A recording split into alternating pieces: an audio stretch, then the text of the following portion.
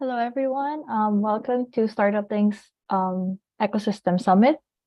So today we will be talking about how to promote your startup ecosystem. Then we will be moving on to a Q&A session, and then the startup ecosystem pitches featuring over 10 startup ecosystems from around the world. Our event will start in around 3 minutes. While we're waiting, feel free to put on the Q&A any questions that you might have or any introductions that you would want to share. Thank you.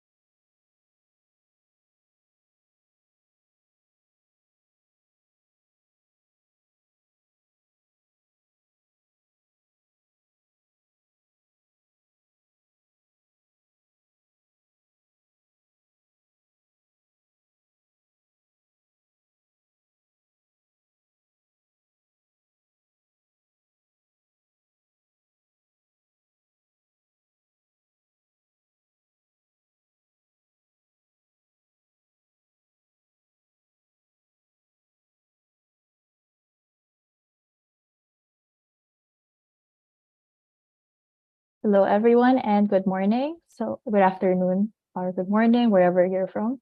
So today we will be having our October edition of our StartupBlink Ecosystem Summit. So the summit will start with a short webinar on how to promote your startup ecosystem by our CEO, Ellie David. And then after that, we will proceed to an exciting part, which is the ecosystem pitches from our ecosystem developers from over 10 ecosystems around the world. We will start shortly. We're just waiting for more people to come in. If you have any questions, please feel free to put them on the Q&A. Thank you.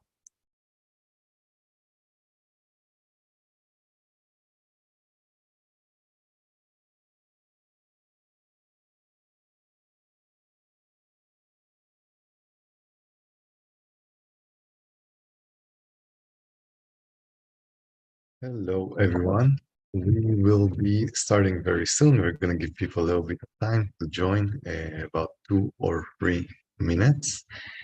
In the time being, if you are interested, we have a Q&A button. If you have any questions or want to introduce yourself or you have requests from the crowd or whatever, you can use the Q&A button.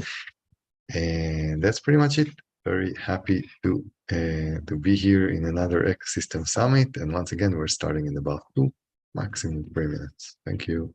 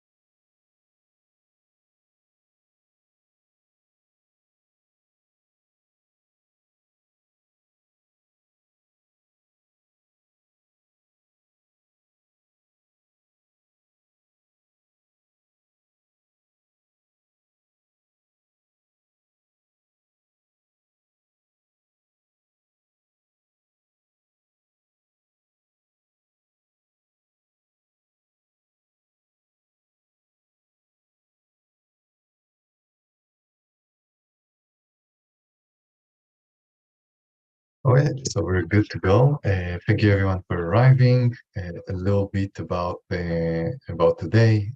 We're gonna do a quick presentation about how to promote your startup ecosystem, and then we're gonna move directly to the main event, which is basically the startup ecosystem pitches. What we're going to have over here, usually startups are pitching their startup. Over here in this event, we have a nicer, like a really nice update of this, of actually government agencies or agencies of startup ecosystem development that are pitching their startup ecosystem. So we're really happy about that. And I just want to say, as I always say to those that choose to pitch from the ecosystem developers, that you're really in the 2 or 3% of public sector entities that are doing that, that actually care so much about their ecosystem, that are putting themselves in the shoes just like startups and pitching their ecosystem. I can tell our crowd that most cities are not doing that, most cities and most countries. So those that are doing that really deserve a lot of encouragement, and also they understand how important startups are for them, which is critical. So that's nice. So I saw some people are introducing themselves in the QA, which is great. We have people from Ohio in the USA and other places. So it's really nice to see the variety of everyone. Yeah, I guess that for the hour we're all over the place. So there are probably people in South America, in North America, in Europe, and maybe in Asia if there are people that are staying up late. So my name is Eli David. I'm the CEO of StartupBlink, and today we're going to talk a little bit about how to promote your startup ecosystem. I'll do a brief intro first of all about StartupBlink and what is it that we do. A little bit of updates about things, whoever is following us, what is new since the last time. And then we're going to go straight to the startup ecosystem pitches. So first of all, StartupLink is a global startup ecosystem map and a research center. So if you go to startuplink.com, you will see a giant map of startups that has about 150,000 entities. It's interactive and can be used to basically scout in a way what's going on. StartupLink is also publishing an index that ranks the startup ecosystems of 1,000 cities, 100 countries. It's a very interesting report, and it's for free. It's 400 pages report. You can see it in the link here, and one of our team members is also going to share it in the comments. The report is being done together with 100 governments and a few global data partners like Crunchbase and Meetup and Statista and others. We're also doing startup ecosystem development, working with dozens of governments and countries to grow their startup ecosystems using, by analyzing their ecosystem, giving them very, very interesting insights about what's the situation, promoting their ecosystem, and also consulting them on how to grow their ecosystem and building reports for them and so on. So that's the idea. You have the URL here. And the last thing that we do is basically StartupBlink Pro, which is basically a product that allows you to do scouting, analysis, insights, customized research, and so on anything that has to do with startups. A few updates from the last time. So we're very happy to launch health checks. StartupBlink is basically telling everyone for free what is the rank of the city and the country and what is the momentum. The health checks are basically allowing you for each city, for each country, to go over more than 50 parameters and basically rank the city and the country. And those are thousands of cities in the database. Every city has a dashboard. Every country has a dashboard. The health checks are basically allowing you to understand for each location where you ranked for each parameter. And again, there are 50 different ranking parameters over here. So it kind of tells you your specific weaknesses and strength, which is a very interesting new addition that we're very happy about. Also, recently, we just launched on our reports page on StartupBlink. We've launched a new report about the top 100 countries for startup business friendliness. It's a very interesting report because usually what we do on the global report is the ranking of the top 1,000 ecosystems according to the results. Over here, this is a report on the countries and what is the level of business infrastructure and friendliness and regulation that they have for their startups to succeed. Very interesting that even though some of them are giving their startup ecosystem great infrastructure, like Australia and Norway and New Zealand, then but the results are actually not in the top 10. So it's very interesting. And those are the countries that we're very optimistic about because they really allow for the future to grow with great policies and great support of their startup ecosystems. And the report has a list of all the countries of who is doing what in each phase. So that's pretty interesting and a recommended read. Okay, so basically for the presentation today, the first slide that we always share is basically where you are matters a lot. And I think there are a few big decisions in life. Naval Ravikant said that basically there are three big decisions. What do you work on, who you are with, and where you are. And I think that we always spend a lot of time on the first two, who are we and what are we working on, but not so much on the third one, which is basically where we are. The idea over here is where we are will heavily influence our chances of success. If you decided to build your startup from a relatively small city or from a startup hub or from a startup city or country that are not a lot is happening there, your chances of success are very limited. If you're doing the same in a place that has a lot of activity in a top ecosystem like San Francisco or New York or London, you're in a much better position to basically achieve results. And that's because of the people that you would meet, the opportunities that are there, and so on. So if you're really serious about your startup, taking the time to think about where you are is critical. And it doesn't have to be on only those top ecosystems. You can be in an ecosystem ranked number 90 if it's good in your vertical, which is something that we also do in StartupBlink. We also tell you how well do you rank in a specific vertical, but generally there has to be time dedicated to this decision. And by ranking those 1,000 cities, we allow you to pick the right place for you, and it's all free on the site and on the report. A little bit about startup ecosystem promotion. Without promotion, basically, a startup ecosystem is measured or advances not only by how good it is, but also by how do people perceive it. So if people perceive it as a great ecosystem, even if it's not a great ecosystem, it will take reality and increase it.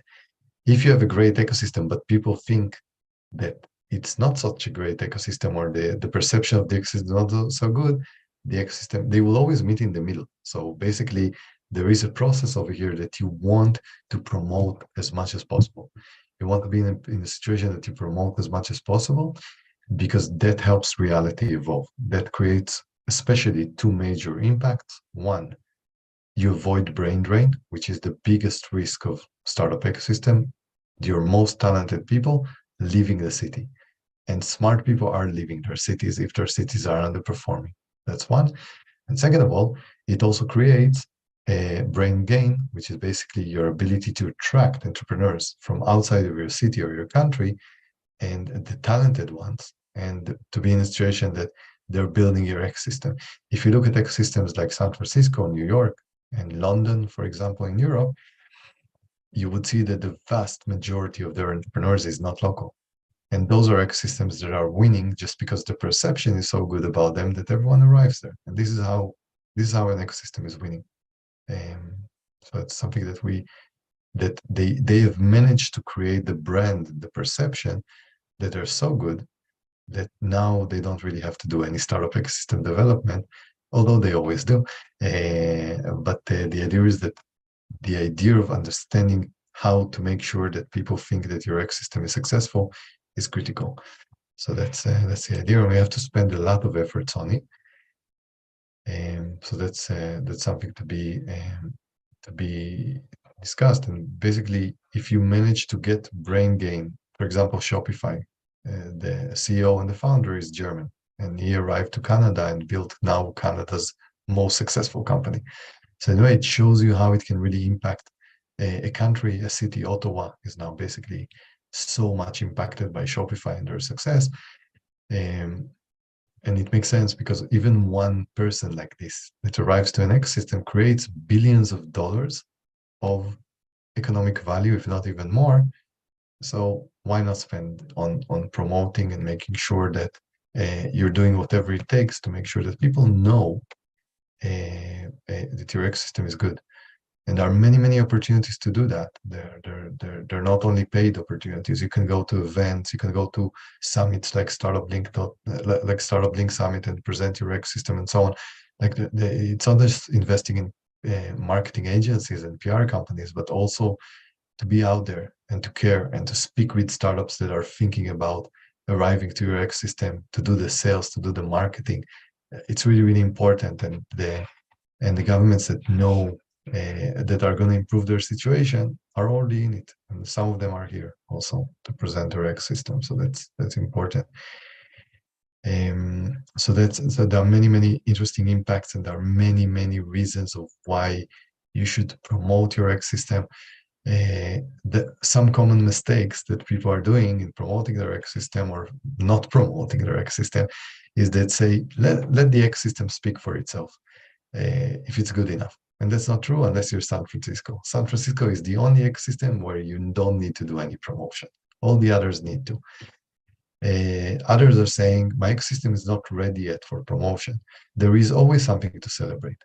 And by taking a defeated approach of we're not ready yet and we're just starting, first of all, it's not you that should be ready, it's your startups. Your startups are ready. They need a promotion. They need to have a good branding of the city to attract more high quality talent so they don't have to leave to another city or another country.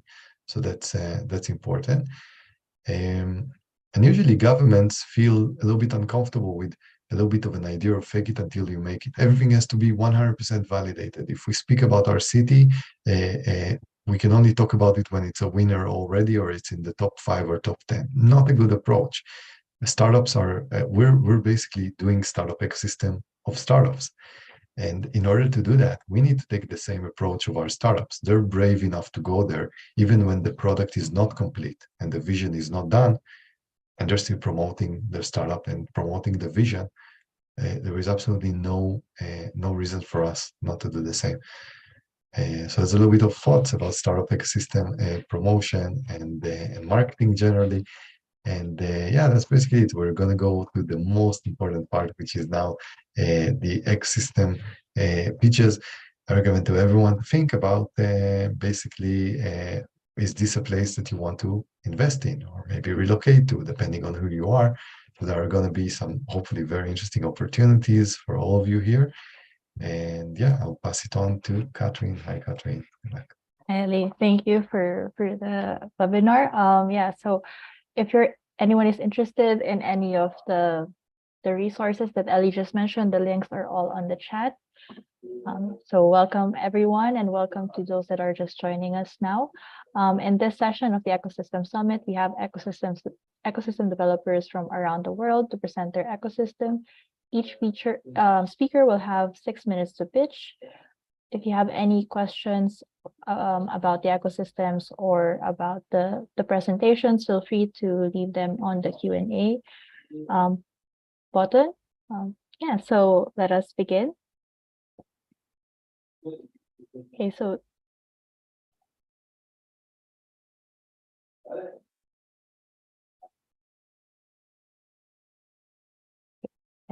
now I'm just promoting Mahmoud, who is my colleague who will be facilitating this session. Hi, Mahmoud. Hello, everyone. I'm Mahmoud Shamsi, Business Development Manager at StartupBlink. Thank you for taking the time to be at this event.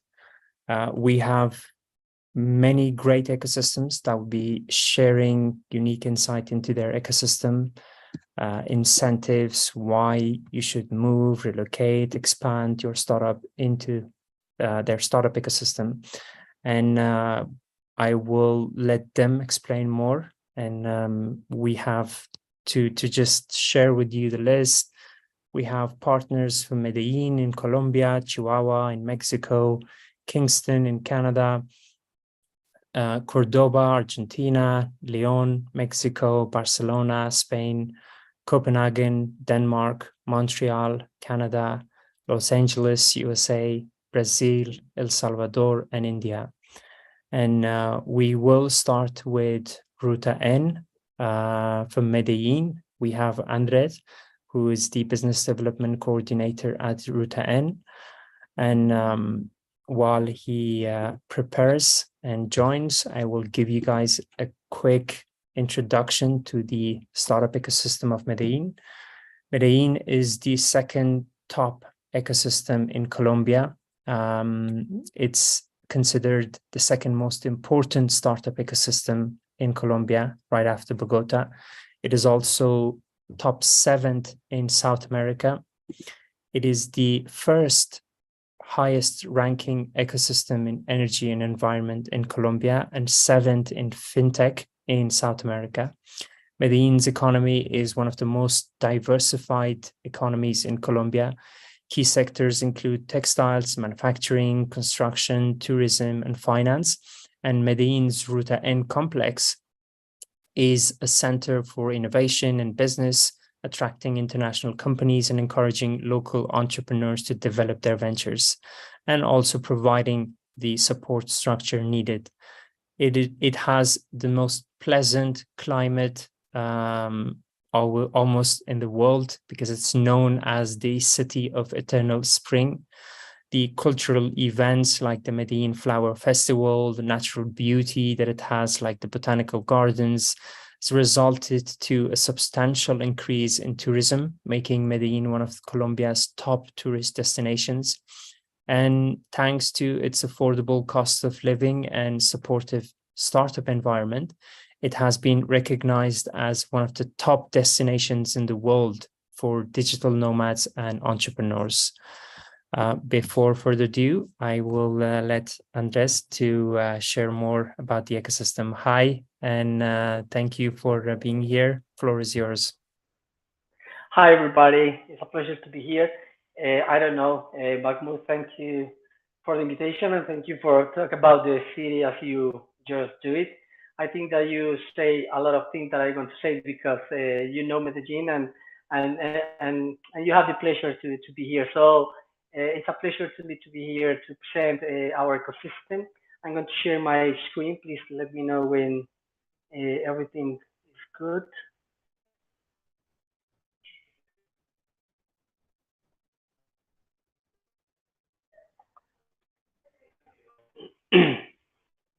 Yes, we see your screen. Yeah. Perfect. Okay, thank you very much. I want to say thank you to Mahmoud, Catherine, and Lai. It's a pleasure to be here for us. Firstly, I want to introduce myself. My name is Andres Calle. I work in Rutain since 2015. It's almost 10 years now. I am the coordinator of the Observatory of SIT in the Rutain, and I'm working with entrepreneurship and all these topics by 10 years now. I want to begin the presentation talking about Medellin. In the last summit that we have, maybe in February of this year, we mentioned that the history and recognitions and the transformation Medellin has had, where in the 90s we were one of the most violent cities in the world, but now in between this time and 2013, we are one of the most innovative cities in the world and the most attractive to undertake. So we are, as Mahmoud said, we are known as the city of the eternal spring. We have an amazing weather, and we are trying to attract a lot of companies and a lot of startups. And we're going to show. I want to show you what is the Ruta N and what is the Medellin ecosystem doing for that. In this occasion, I would like to go beyond in the history and offer and share topics such as the qualities that has the Medellin what the purpose of Ruta N and what is our strategy. The strategy of Ruta N is named as the DNA strategy. And what are the main results that we're going to show to the companies and to the startups in the world? Let's start mentioning that the Medellin is, as Mahmoud said, the second largest city in Colombia, and it's the north of the South America. With the population that we have is almost 48 million inhabitants, and Medellin has maybe the 10% of this amount of people. Where almost 50% of the number is 2.1 million people are in the workforce, almost the 55% between 14 and 49 years old. Our cost of living is between 100, maybe $1,400 between 2,500 per month, and the price of the per square meter of the office is around $12 per month. If we want to talk about Medellin and their ecosystem, we have to begin with talking about the Ruta N. Ruta N, the company as I work, you can tell that is the purpose of Ruta N is contribute to improve the quality of life of the people of Medellin through science, technology, and innovation. All the thing of the way that can be inclusive and sustainable way. The mission is to articulate the SIT ecosystem to transform Medellin into a knowledge economy in which innovation is the main driver. We have to this topic, to this goal in our mind. To achieve this goal, we set three strategic priorities. As we say at the beginning, we call the DNA strategy because it's related with attracting talent, it's in an attracting capital and global companies. We have to develop and strengthen the business of innovators, entrepreneurs, and we have to generate SIT solutions for the city challenge. So that's the three parts of our strategy. And now we have to talk about some of the most important results by strategic priorities. For example, in attraction, we have more than we have almost 481 companies attracted around the world. We have more than 23,000 jobs generated in this ecosystem in this city through the science, technology, and innovation companies. If we talk about development, we have 10 active software valley centers. The software valley centers, those are a strategy of the city, but proposed by the mayor of the city, and we want to give the capabilities to the city, to the people of the city, not just the innovators, not just the people of the academia that they are being collected directly with the ecosystem. We want that the people, all of kind of every kind of people can make a very good strategies, a very good approach to the ecosystem. So we have the software valley center that this is one of the strategy. We have more than 33,000 accompanied young people. We are working with the young people a lot. We have more than 2,000 strengthened business in a lot of issues. We have more or less 182 connected smart people with businesses. That's an indicator that we have is dollar per capita per person that we have in the city. You know, if we go to talk about the needs that we have to establish as the main goals of some challenge that we have, we designed 26 city challenges solved. We have no more than 80 challenge proposed, but we have solved more than 26, sorry. We have more than 7,400 impact people. We have 2,500 business articulated with the startups and investigation groups.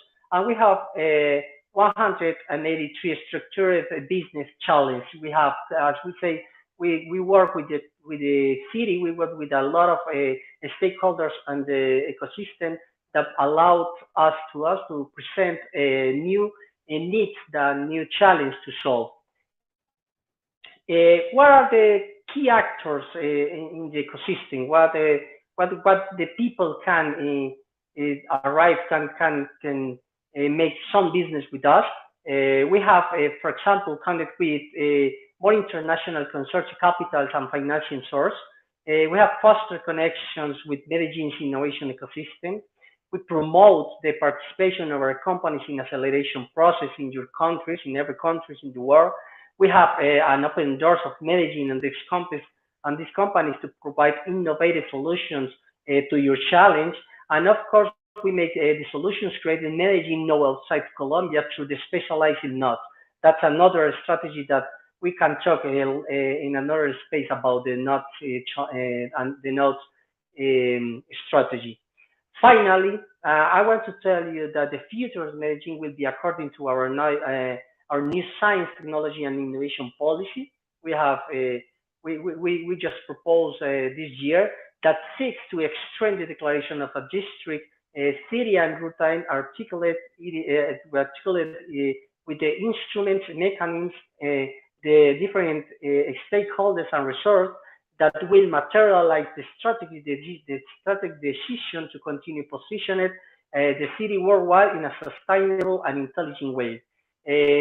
That's what Medellin is doing right now. We are, as we say, we are working with a lot of stakeholders because we know that in this time we are in an inflection point and we are trying to improve the impact of our work in the ecosystem all around the world.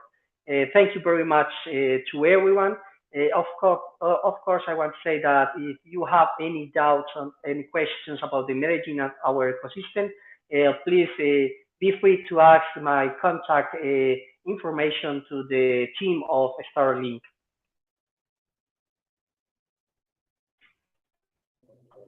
Thank you so much, Andre. It's always, insightful to also learn more because, as you said, so much has happened since 1990s that it's hard to catch up. And every time we have this conversation, we get to learn more and more about the ecosystem. Thank you so much. Thank you to you.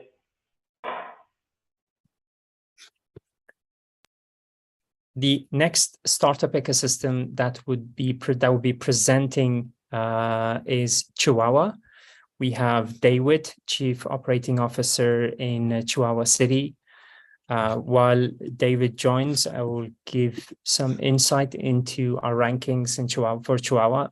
It's the top 5th ecosystem in Mexico and 7th in Central America. Chihuahua, which is often called as the capital of the Mexican Republic in the industrial sector, is a fascinating region known for a blend of unique history, vibrant economy, and a growing startup ecosystem.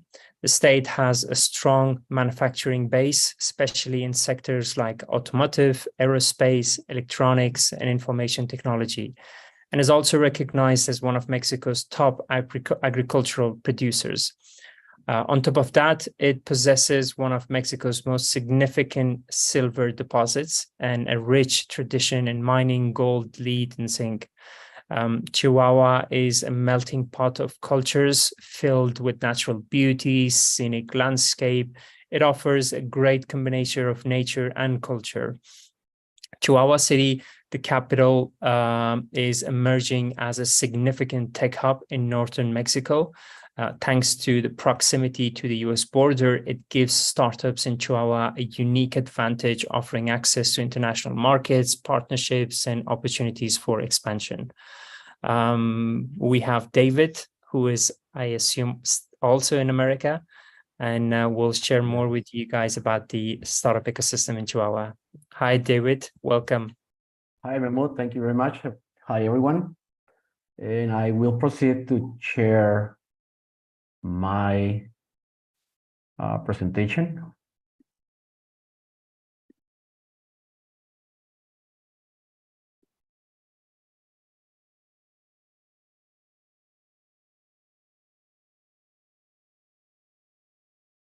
Okay, please let me know if you are able to Yes. see now my presentation. Yes, we see it. We did.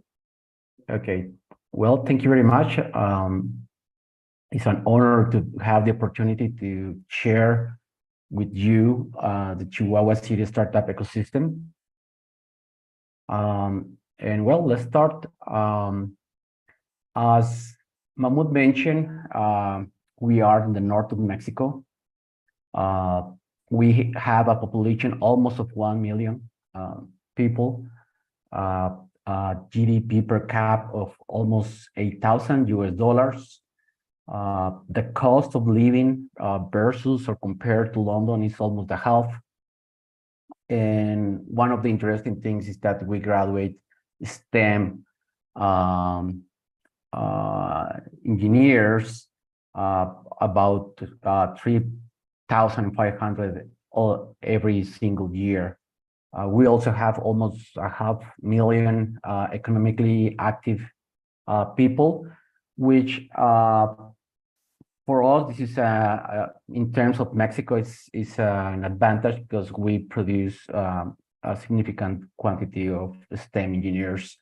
And this is thank you to the universities that we have in the city. From the 20 and something universities, basically we have 10 that they run entrepreneurship programs since many years ago. That helped us a lot to invite and motivate the students to start their own startups. And also, as Mahmoud mentioned, for nature, the focus of Chihuahua City mainly is in the aerospace and automotive industries, basically in manufacturing, where we have big and international companies of the ones we are sharing right now. And that's the reason Chihuahua City focus so much in the development of high-tech talent and also bilingual talent. If we jump now to the topic of startups, to focus on startups, well, Mexico as a country is ranked in the 37th space, and Chihuahua City is the number 5th in the startup ecosystems. And this is important to mention that we are in the place as 5th, but Mexico, Monterrey, Puebla, and Guadalajara, which are the 1, 2, and 3, and 4 places, they are mega cities because they have a population of Mexico City 9 million, Monterrey, Puebla, and Guadalajara, they are around 5 to 6 million in population. So we still are a mid-sized city. And I would like to share very quick some relevant information. We almost more than 10 years ago, we started the first innovation park. We were the first city in Latin America to organize a startup weekend. We started the Startup Accelerator and Fund in 2014.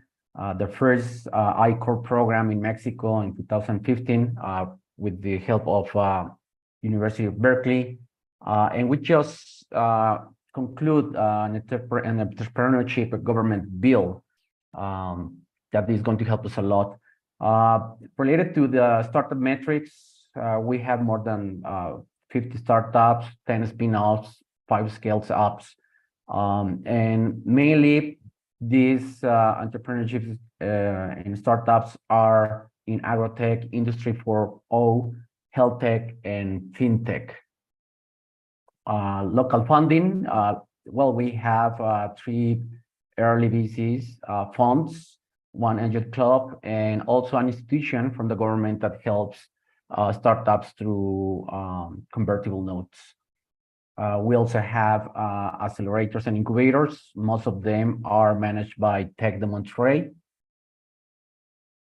And also, we recently had run the MIT RIP, which basically helps to accelerate the competitiveness and the ecosystem of startups with the help of the MIT. Some of the interesting coming events is that we are going to have the Startup World Cup in Chihuahua. That's for Mexico. So we are going to select the best startups from Mexico to compete in Silicon Valley for this event. And well, what we are looking for, basically, we are looking for solutions in automotive, aerospace, mining, industry 4.0 that you have in your cities or that are interested to explore new markets or partners. We also have a program where we develop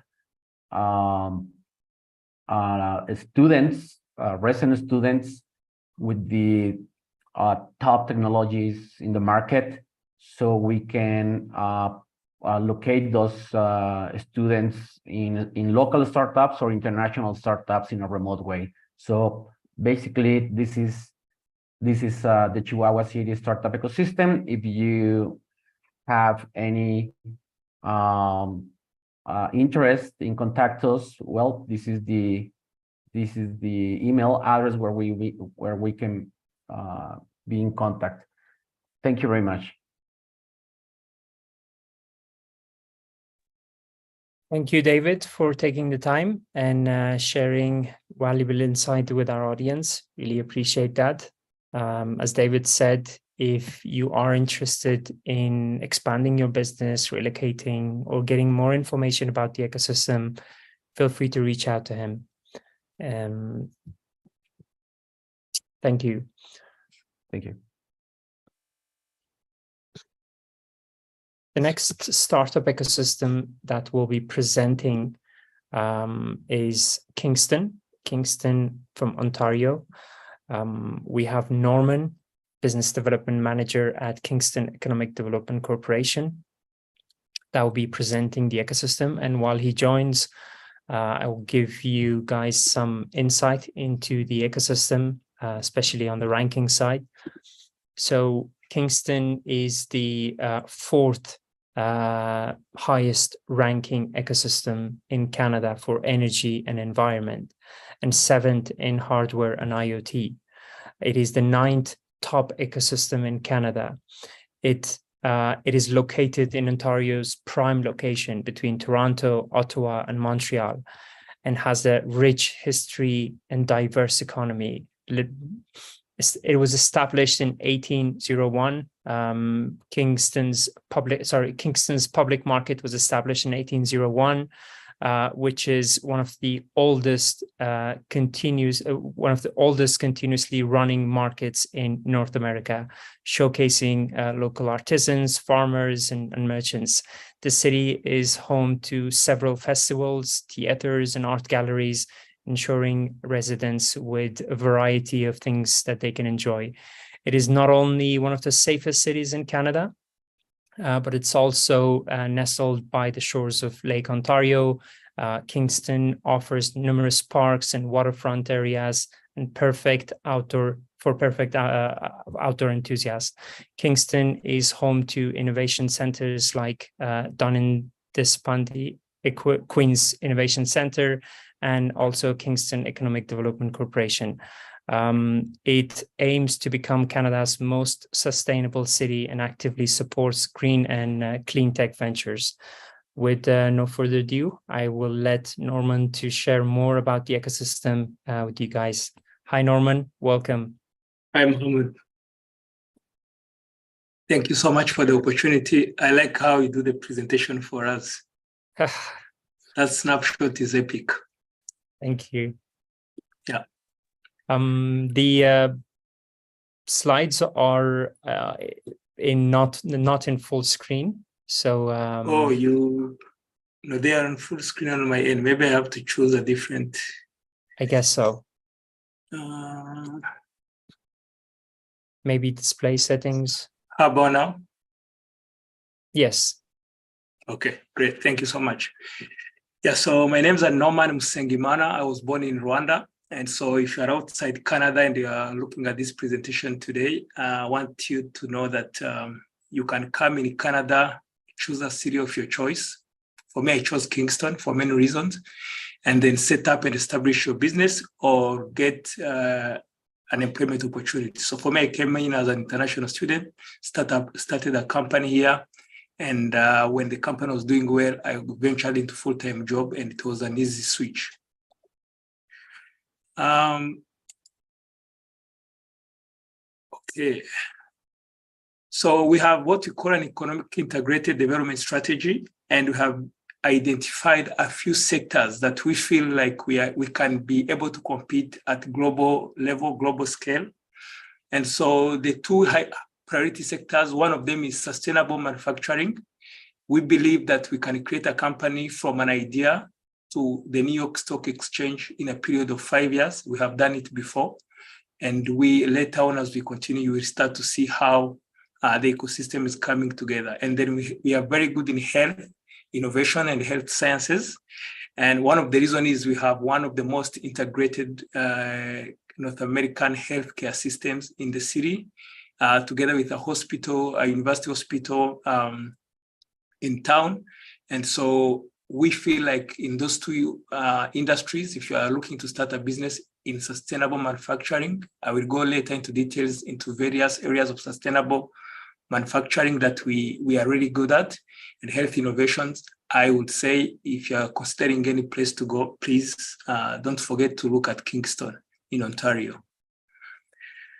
We have resources and an ecosystem that support an entrepreneur from an idea to sustaining and expanding your business. We are geographically located in a very good area where we are just a few hours away from Montreal, from Toronto, from Ottawa, and then we are around 7 hours to New York, Boston, DC. So we have like a very good, we are located in an area where we open doors for our entrepreneurs and our startups to a wider market.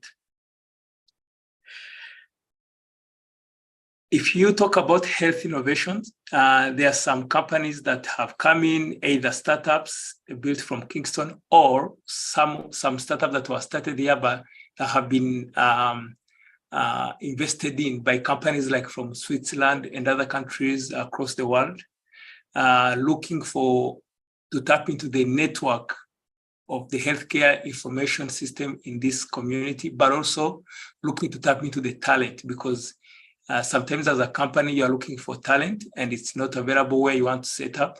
So in this case, Kingston offers you almost everything you're looking for as a startup entrepreneur. Octane is one of those local companies that have been able to attract investment from Switzerland. And one of the largest companies in Switzerland invested in this company about 3 years ago. And they have grown their team from like 20 people to 100 people in less than 3 years.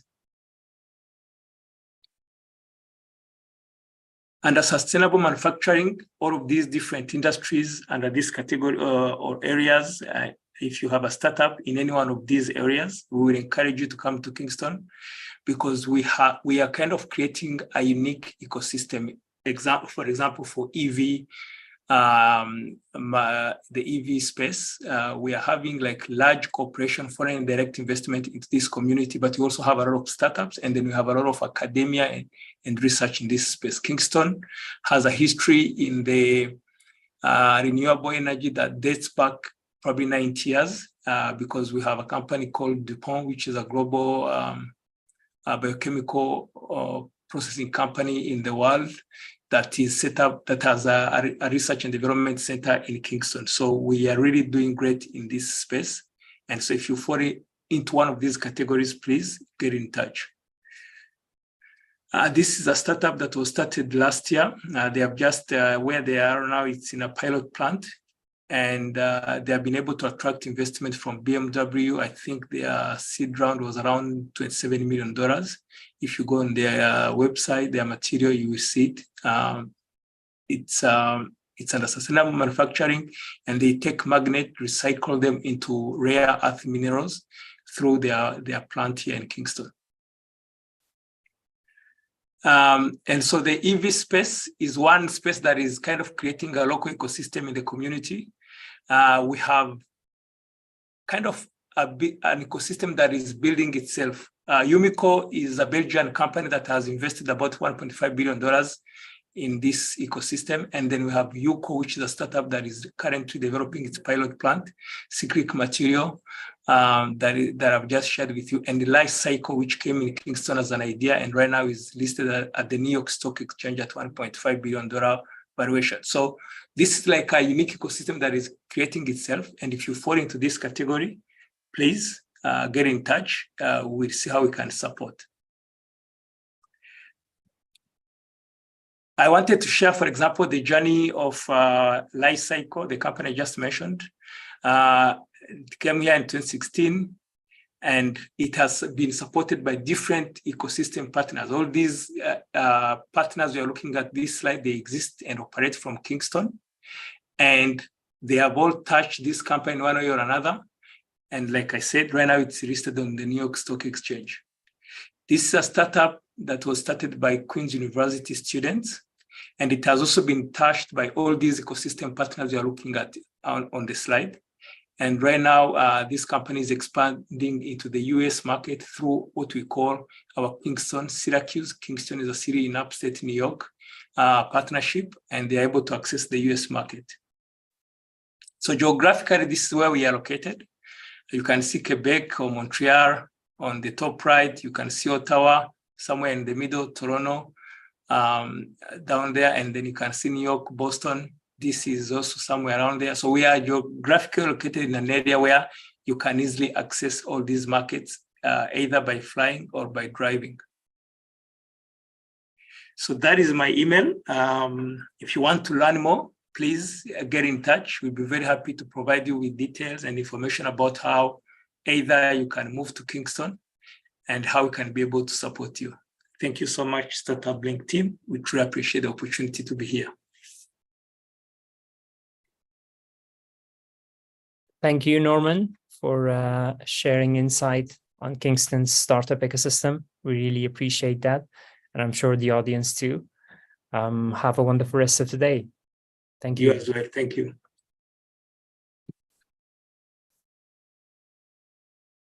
So the next startup ecosystem that we will hear from is the Cordoba city of Argentina. We have Luciano, the director of Cordoba Accelera from the ecosystem.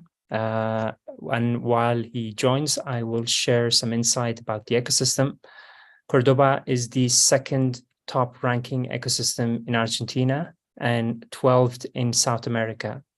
They are 7th in energy and environment in South America and 6th in health in South America.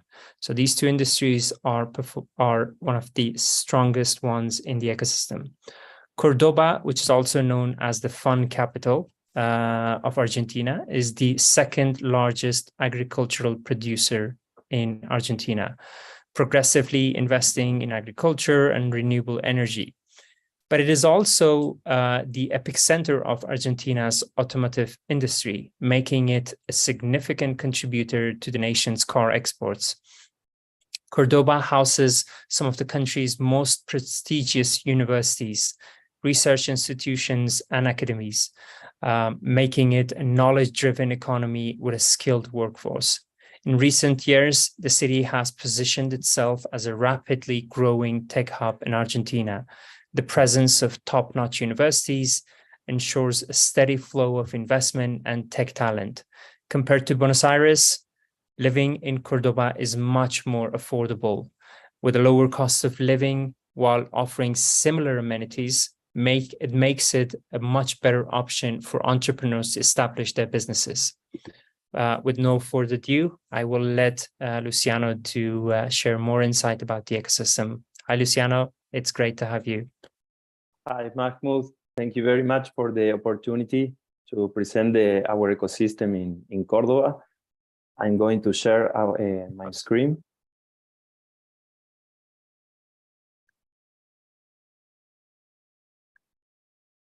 So can you see it? Yes, we can. Okay, thank you very much.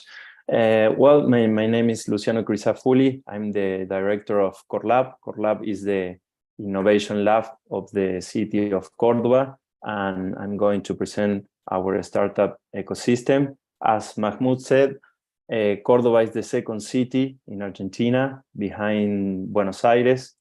We have more than 1.5 million people living here. In StartupBlink ranking, we are the second ecosystem behind Buenos Aires in Argentina, but also we have the position 12th in South America and 240 in between the 1,000 cities that StartupBlink monitoring. But it's important to say that in the last 3 years, we improved our position in 78 positions. So we are working hard in order to improve our ecosystem. In CorLab, we work together with mainly GovTech startups implementing their solutions in our city in order to improve the quality of life of our citizens. And also we implement public policies in order to improve our ecosystem, our startup ecosystem. The main initiatives are, for example, the Córdoba Smart City Fund is a public fund. We are investing in GovTech startups. We have invested $1.7 million in 16 GovTech startups together with BidLab. And we are working together with these startups implementing their solutions in our city.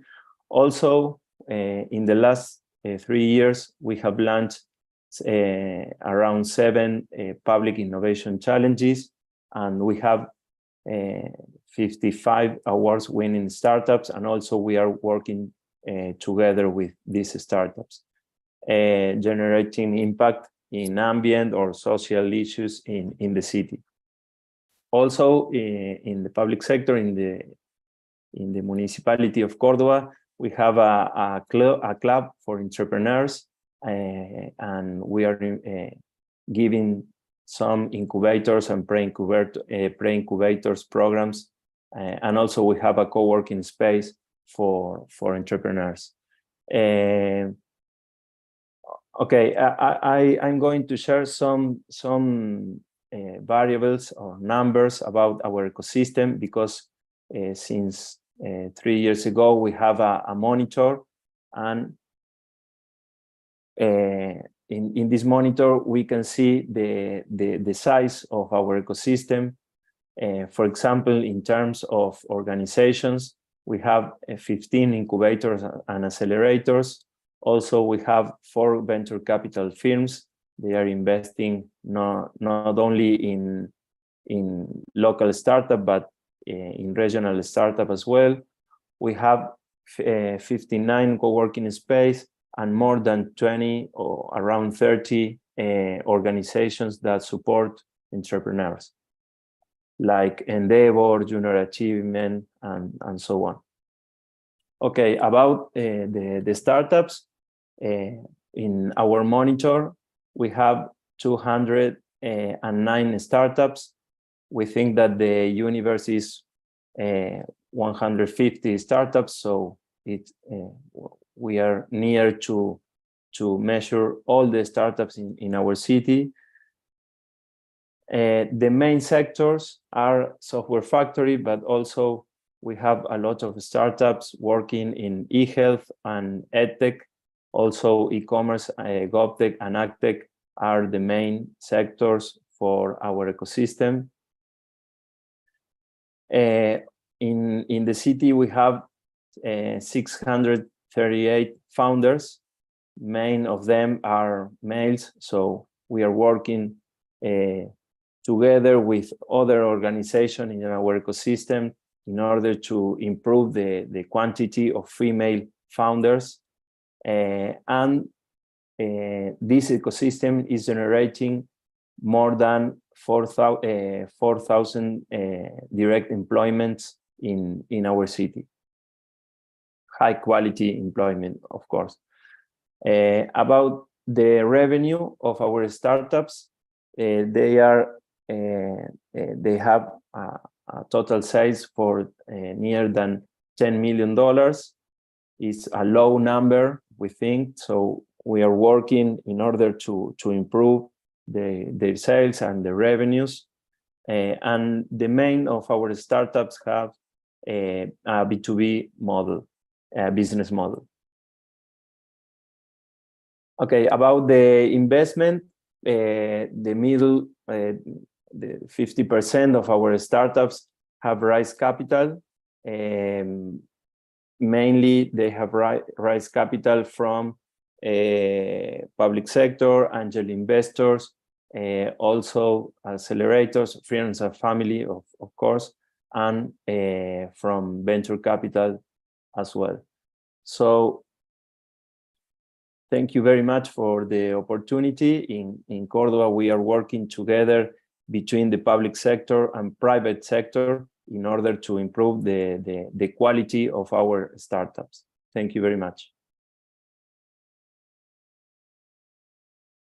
Thank you for your time. Really appreciate it. I really hope I get to visit it.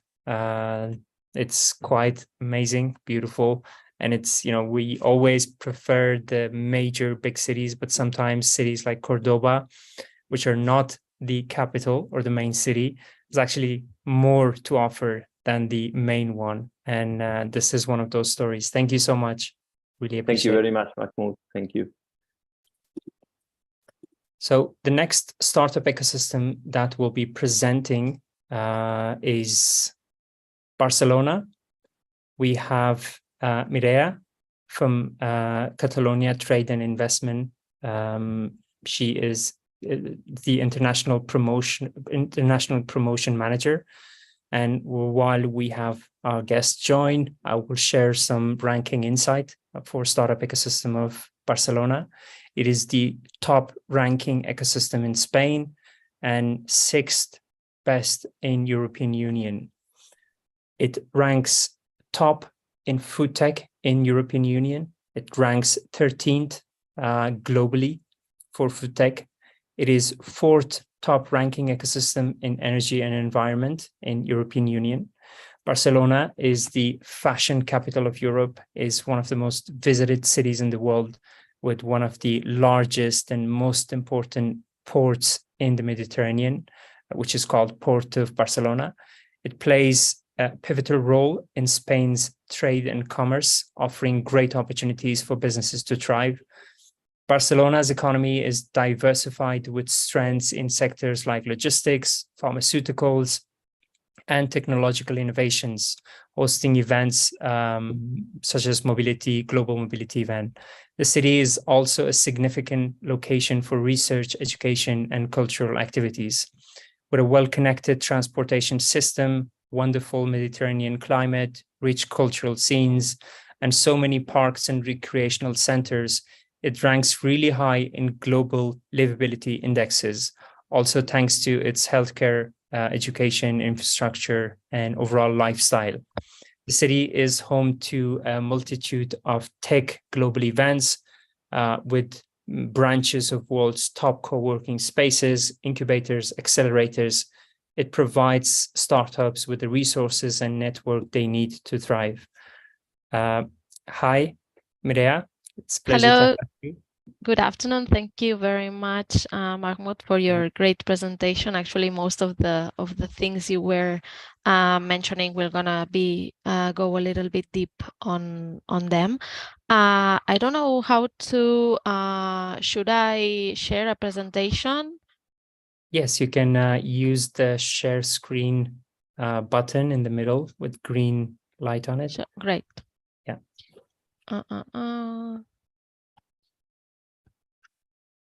Perfect.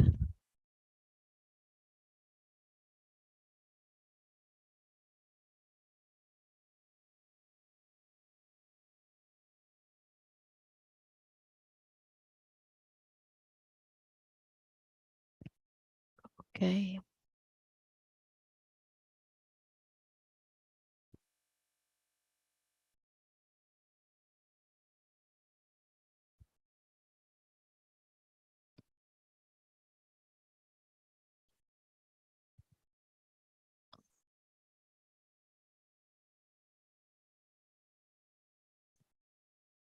Oh, sorry, I think I'm not able to do it.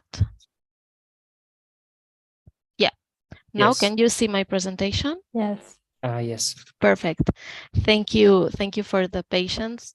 Well, actually, today I'll be presenting Barcelona, and I'm not from the startup team we do have in our agency, Axio, which is the agency in charge of promoting economy and business between companies, both Catalan companies to expand, but also to attract foreign direct investment.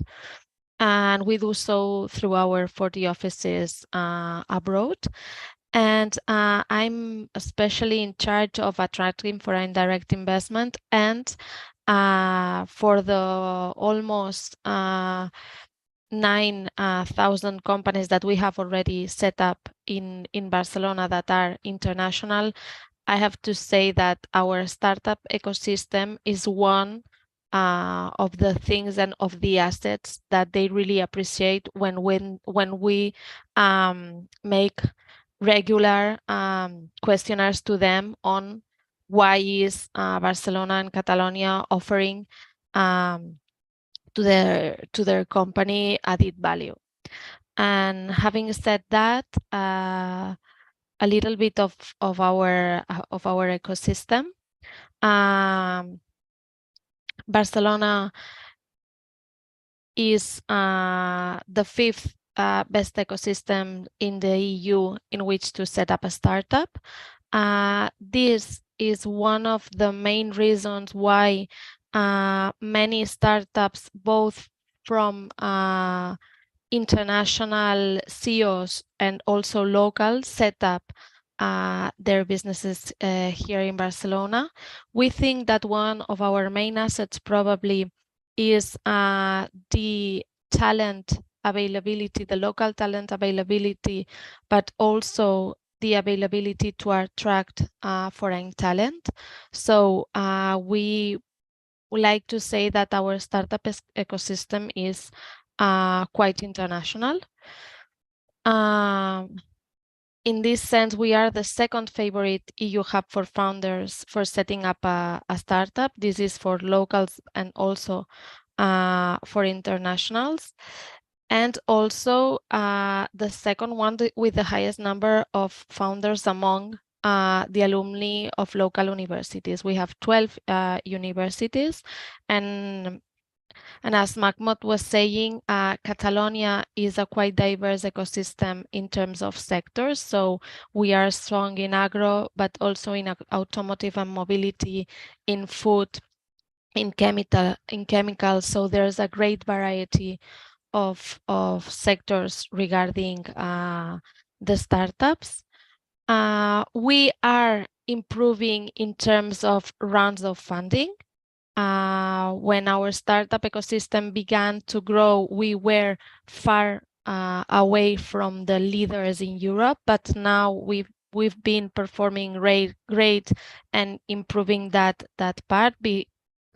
Some time ago, our companies, when they wanted to go to a funding round, they had to go to London, Amsterdam, or Paris, and in some cases to the US. And now currently they are able to find funding here in Catalonia. In number of scale-ups, we are the fourth ecosystem and the seventh in future unicorns. We have now 7 unicorns that are established in Barcelona, and here you can see a little bit on the ranking compared to EU. So we are behind Paris, Berlin, Stockholm, and Amsterdam, and ahead of Munich, Dublin, Helsinki, Madrid, and Copenhagen. And as you may know, this changes a little bit every year, but in 2022, this was our position. In terms, as I was saying, for founders, we are very proud of that, because this talent, due to the lack of and the shortage of tech talent around the world, this we'd like to say, and we are aware that is one of our competitive advantages because talent wants to come and live and work in Barcelona. As I was saying, we are also very international ecosystem, and we are the second one in terms of highest percentage of international founders. Something we are very proud of. And in terms of funding rounds, we are in the 5th position, and we are proud of how have we been performing so long. Here you can see some of the main tech scale-ups in Barcelona. And what is important is that this ecosystem lets us attract operations of very important multinationals all around. For example, lately, Microsoft, PepsiCo, Nestle, Sanofi, Bayer have established tech hubs here in Barcelona. And this is due also in part to the talent that we have in the city. And this talent is also due to the startup ecosystem. So it's all very well connected. In terms of future unicorns, here you have some names. Typeform, Colvin, Pag are one of or some of our main unicorns. And the most well-known and the ones that have raised more rounds of funding are Adevinta Global, Wallbox, that is currently in New York Stock Exchange, is a listed company, Let Go, Travel Perk, Factorial, or eDreams. Let me check. Oh, okay. I have much more information to share, but to finish with, tell you that we have a directory of our startup ecosystem. It's Barcelona Catalonia Startup Hub. You can find all the startup setup here in that web page, and you can even contact them if you wish. For any doubt, any contact or anything we may help, we'll be more than happy. And I don't know if it's possible to share the presentation with you and that you share it with the audience.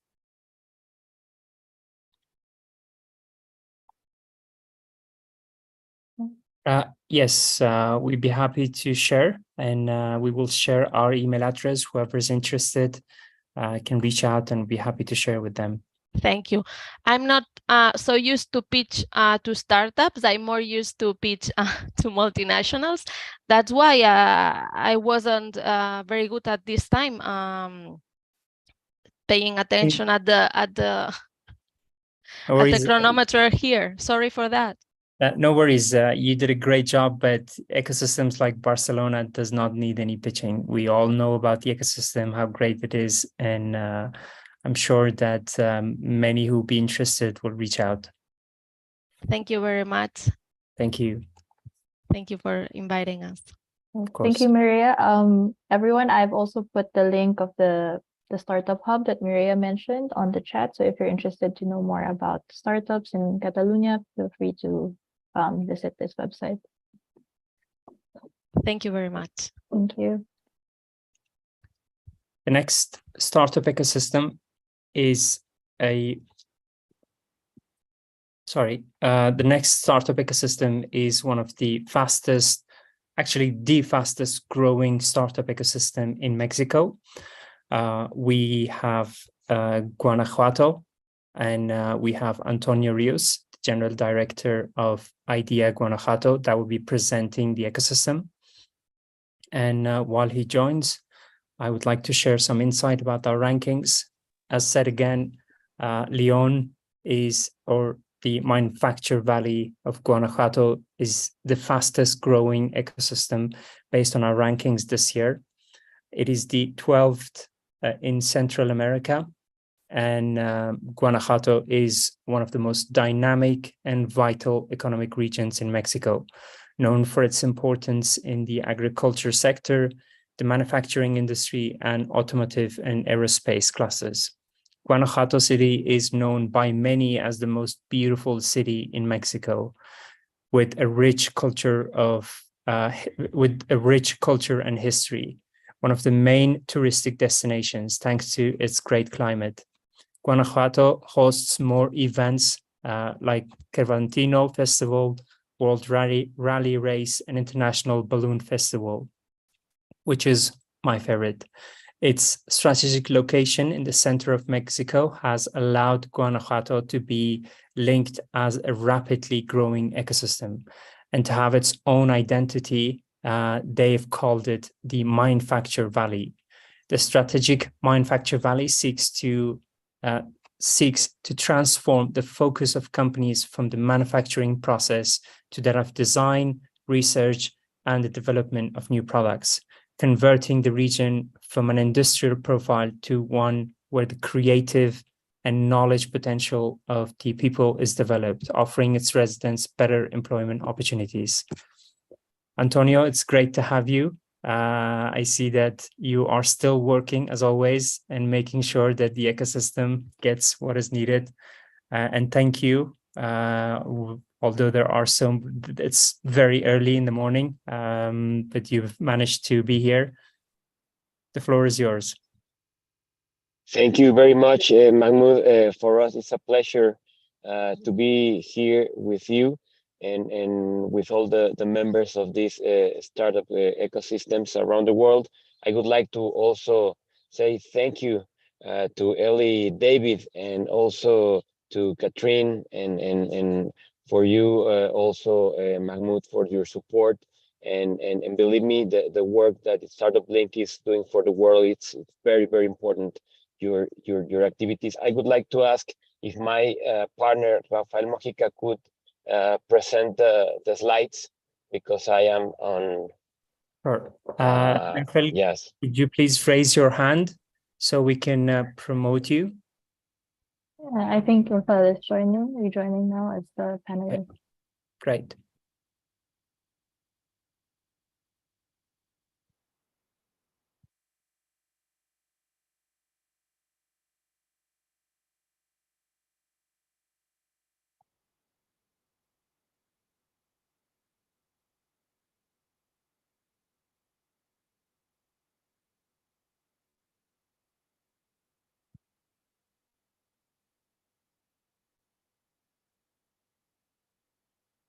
I think we are sharing.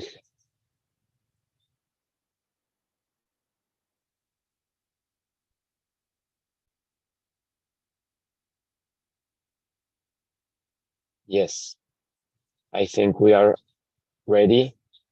Do we begin, Mahmoud? Yes. Yes, you may begin. Okay. Thank you very much, and morning from Mexico, from Guanajuato, Valle de la Mentefactura. Thank you very much once again to StartupBlink and this amazing initiative to present all these startup ecosystems around the world. And we are Guanajuato. Guanajuato is the fifth economy around Mexico. We are one of the main countries and economies inside Mexico. We have a population more or less that on 6.1 million inhabitants, but we are mainly developing in these last years our ecosystem, and the ecosystem right now has an identity that it's Valle de la Mentefactura, Manufacture Valley, because it means a transition between the manufacture to the manufacture, to begin creating with the mind, with the heart, with the empathy, with the collaboration, more than just our muscles and our bones. And we are focused on that. We would like also to share with all of you the numbers of exports and imports and the focus that we have in specific industries. mainly automation, automotive industry. We are the leading cluster of automotive industry in Mexico, but we are also focused on agro industry and footwear industry as well. And then we have this very important focus in these clusters. Okay, in this slide that you are watching right now, it's the 5 pillars that we have in the institute. Idea Guanajuato is the leading institution in these activities. Then we are promoting entrepreneurship, science, technology, competitiveness, and innovation. But in this way, we recently, year and a half ago, we launched Mind Factory Valley. Next slide, please. We are launching Mind Factory Valley. Mind Factory Valley is this public policy that we are trying to lead to this to our country in the next 50 years. And Mind Factory Valley, Guanajuato has 46 municipalities, but we are trying to integrate them in one identity, community identity, that is Mind Factory Valley. We have some numbers of our ecosystem that we are sharing with you. We have more or less 174 universities. We have plenty researchers, members of the national system of research. We have 8 research centers that are recognized around the world, focused in many industries. But we are also with 8 technology parks that transform Guanajuato in the region in Mexico with more technology parks around the country. We have also an initiative that we are leading with United Nations that is called Mind Factory Node, that is focused on social innovation. And we are a region that is growing very, very fast. And we are always bringing welcome to members of other ecosystem that would like to start doing business. You remember that we are also very close to United States, and that brings an opportunity to share your products and many things, taking advantage of the agreements, trade agreements that we have. In the next slide, you are seeing the idea and the concept of our ecosystem. We are consolidating the relation between startups, holdings. Very important holdings are located here. The 7 main automotive companies in the world are located in Guanajuato also. Then we are growing very, very fast in this sector. And the ecosystem, it's in a concept of redarchy more than hierarchy. We are starting with a society at the center, and every one of us working around them. In the next slide, please. We would like to share to you that we have an stairs model that we are sharing with you, that we have stages that we are promoting with the entrepreneurs and with the business community to bring people in 6 different stages that are from the communities that we are promoting with the new concept, the new technologies, the new approaches. And we are very, very fast passing through the incubators, the business incubators, but also we have the technology parks that are big entities also helping to promote this technology and science-based entrepreneurs. And we have the hobbies that are the houses of the entrepreneurs that are for spaces specifically created to develop a digital transformation and this creative economy. And we have mainly located in the biggest 4 municipalities here in Guanajuato, that it's a corridor, an automotive corridor. And we are always receiving startups that would like to be part of this important industrial chain in automotive industry. And we are finishing with a startup capital that it's our strategy to promote the venture capital. It's growing very, very fast, this initiative, and you will see some numbers in the next slides. Please, the next slide. We are presenting to you the Manufacture Day. It's DMF. It's Dia de la Mente Factura. Manufacture Day will be launching between the 24th and 25th of April. It's a very big fest, more or less 12,000 participants, many other countries of the world. And it's a really very important festival, and you are also very welcome. And this is a capital launch between 8 and 10 November of this year. Is the 4th edition, and we are joining very important funds and venture funds, angel ventures, and also family offices. We are focused on early stages, growing startups. Believe me, it's a very, very important initiative here in Mexico right now. In its category, it's the main festival on a venture, but for seed momentum in the startups. You could see some of the images of the last editions, some of the funds that are participating in this edition. And in the next one, you will see that we are launching with MIT. We are members of these 70 countries that are leading the MIT network on entrepreneurship. We are very pleased, and it's an honor for us start this and have this collaboration with StartupBlink.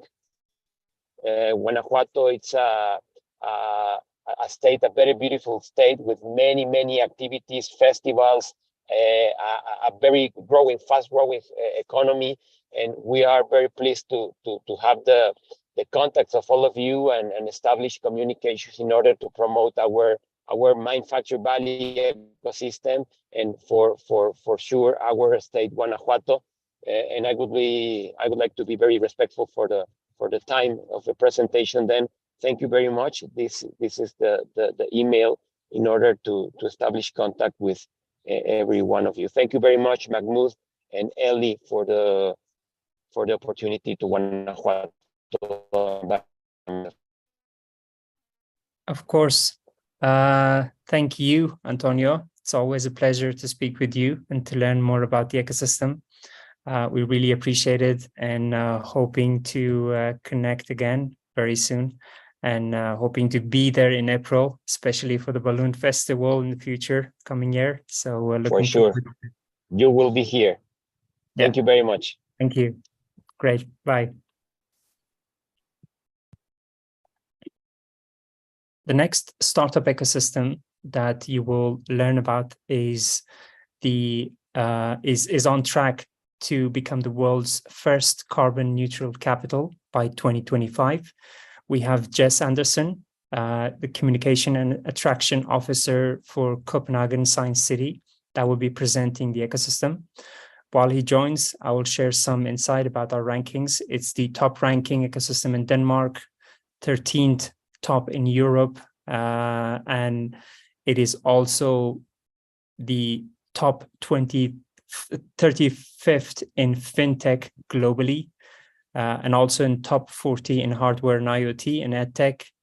The city of Copenhagen has more bicycles than cars. That's why it has the aim to become the first carbon neutral capital in the world. And it also has one of the highest GDPs per capita.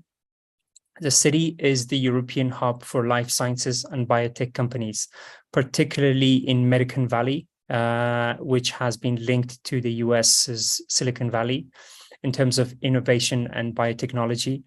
Danish culture, social security, and urban design makes Copenhagen among the world's happiest cities. The city consistently receives praises for its urban planning. This includes pedestrian-friendly streets, extensive bike lines, and a focus on sustainable and mixed-use development. The city's goal is for every resident to be within 15-minute walk of large green areas. This is as if living in a village. while also living in a metropolitan city. The city is home to a growing number of tech startups, including deep tech startups, and has become known as the Silicon Vikings, something like the Viking version of the Silicon Valley tech savvies. There are many more organizations that are dedicated to supporting startups, including Copenhagen Science City, world-class universities that offer startups access to a pool of talented, highly educated individuals. And over the past few years, there's been a significant rise in venture capital investment in Copenhagen-based startups. With no further ado, I will let Jess to share more insight about the ecosystem. Thank you, Jess, for being here, and floor is yours. Well, thank you so much, Mahmoud, and thank you, StartupBlink, for giving me this opportunity to present about Copenhagen Science City. I'm presenting to you today from one of the student startup hubs in Copenhagen Science City. I'll just show what's going on. Almost all the students have gone home because it's late afternoon in Copenhagen. Anyway, I laughed a bit, Eli, when you talked about the Nordics not being good about bragging about what we have. I assure you, I'll do my very best to brag now that it's my turn. First of all, we like to think of Copenhagen Science City as possibly the best place in Europe to launch or scale your innovation-based company. So how's that for bragging?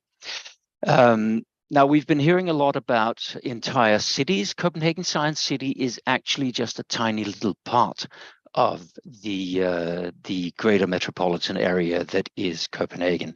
But for those of you that are not familiar with Denmark and with Copenhagen, I'll just start with sharing a map. Now, Denmark is the funny little isthmus growing out of northern Germany up here, up towards Norway, where you see Oslo, and Sweden, where you see Stockholm. The entirety of Denmark has a population of some 6 million, and Copenhagen is the capital with around 1 million inhabitants. Copenhagen Science City as such is an innovation district, so it's a tiny little part of Copenhagen. It's just 2 square kilometers, but it has an innovation ecosystem unto itself within these 2 square kilometers. Of course, the greater Copenhagen area has much more of an innovation ecosystem than just what is presented here. So within our 2 square kilometers, we have 3 leading academic institutions. We have University of Copenhagen, which is the best university in EU according to the Shanghai rankings. We have University Hospital Rigshospitalet, which is the most advanced research hospital in Denmark, and we have University College Copenhagen. We've also got about 500 startups, most of them within various deep tech sectors, and a lot of those are here to collaborate with the 40,000 researchers and students in the area. And of course, they also hire the students once these graduate.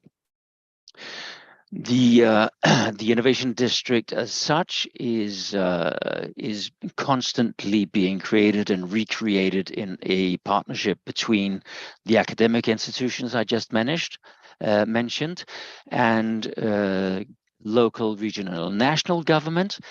And in our board of directors, we also have the 2 leading startup communities to tell us about the needs of these small and medium-sized enterprises. And as the corporate voice of what big companies need, we have the pharmaceutical company Novo Nordisk, which incidentally recently shot up to become the most valuable in Europe.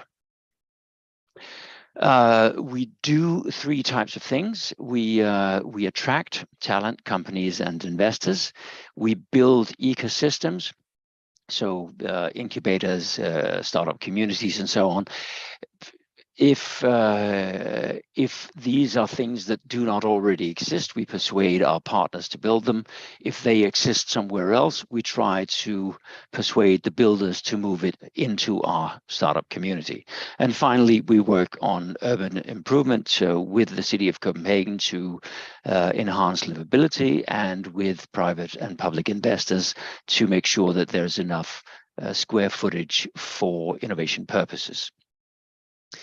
When we do sell our innovation district, of course, the scientific strongholds is the most important thing, because, well, what we want here are companies that that can benefit from working together with our academic institutions.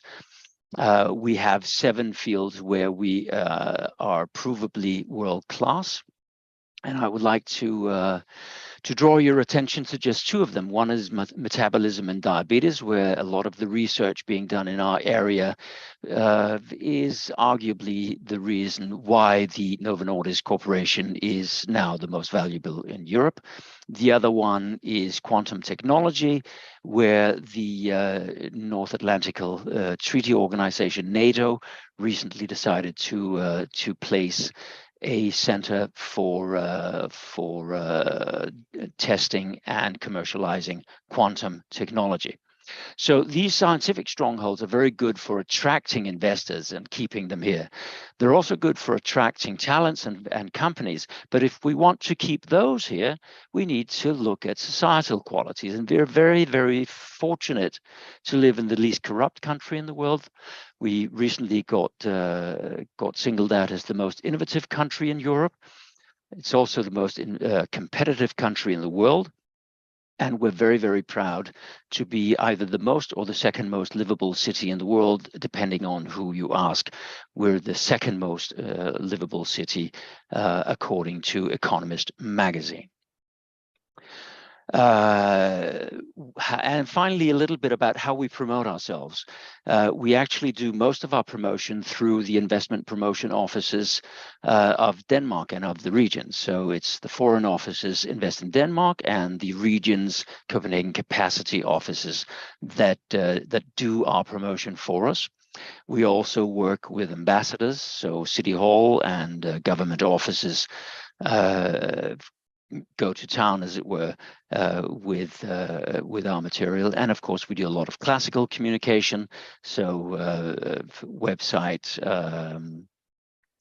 newsletters, and social media. If you want to learn more about what we do and how we do it, I invite you to peruse the Copenhagen Science City website, or join us on LinkedIn for a day-to-day update on what's happening in Copenhagen Science City.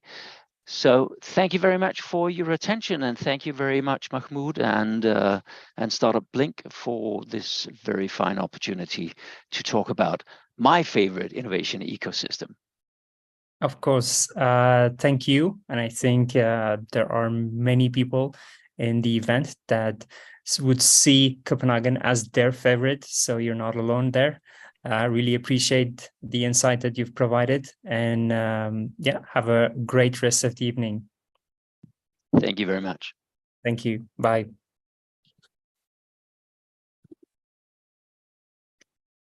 The next startup ecosystem is one of the best in Northern America. We have Noel from the Ecosystem and Programs Director of Startup Montreal, that will be presenting the startup ecosystem of Montreal. And while she joins, I will share some insight about the rankings. It's the 3rd top ecosystem in Canada. It's the 19th in North America, and within the top 44 in the world. It is ranking in top 30 in hardware and IoT, software and data, and also 37th in energy and environment. Montreal is home for one of the busiest inland ports globally. The Port of Montreal plays a pivotal role in transatlantic trade. Montreal's economy is one of the most diversified in North America, with strengths in sectors like aerospace, AI, technology, design, life sciences, and gaming, which makes them as one of the world's largest video game development centers. Montreal boasts an underground city, réseau, a series of interconnected tunnels beneath downtown, linking numerous malls, hotels, and office buildings. So if you are worried about cold, you won't even feel it when traveling around the city. From Montreal to La Fontaine Park, from Montreal International Jazz Festival to Just for Laughs, there are so many festivals, parks, attractions that cold weather has no chance forcing you stay at home when you're there. The city is a gastronomic heaven with the highest restaurants per capita after New York in the world. Montreal ranks as one of the highest ranks as one of the highest in North America for startup density. It's relatively low cost of living, combined with a pool of talented professionals. Among many other success stories, it has allowed it to emerge as a world leader in the field of artificial intelligence research and innovation. With Noel,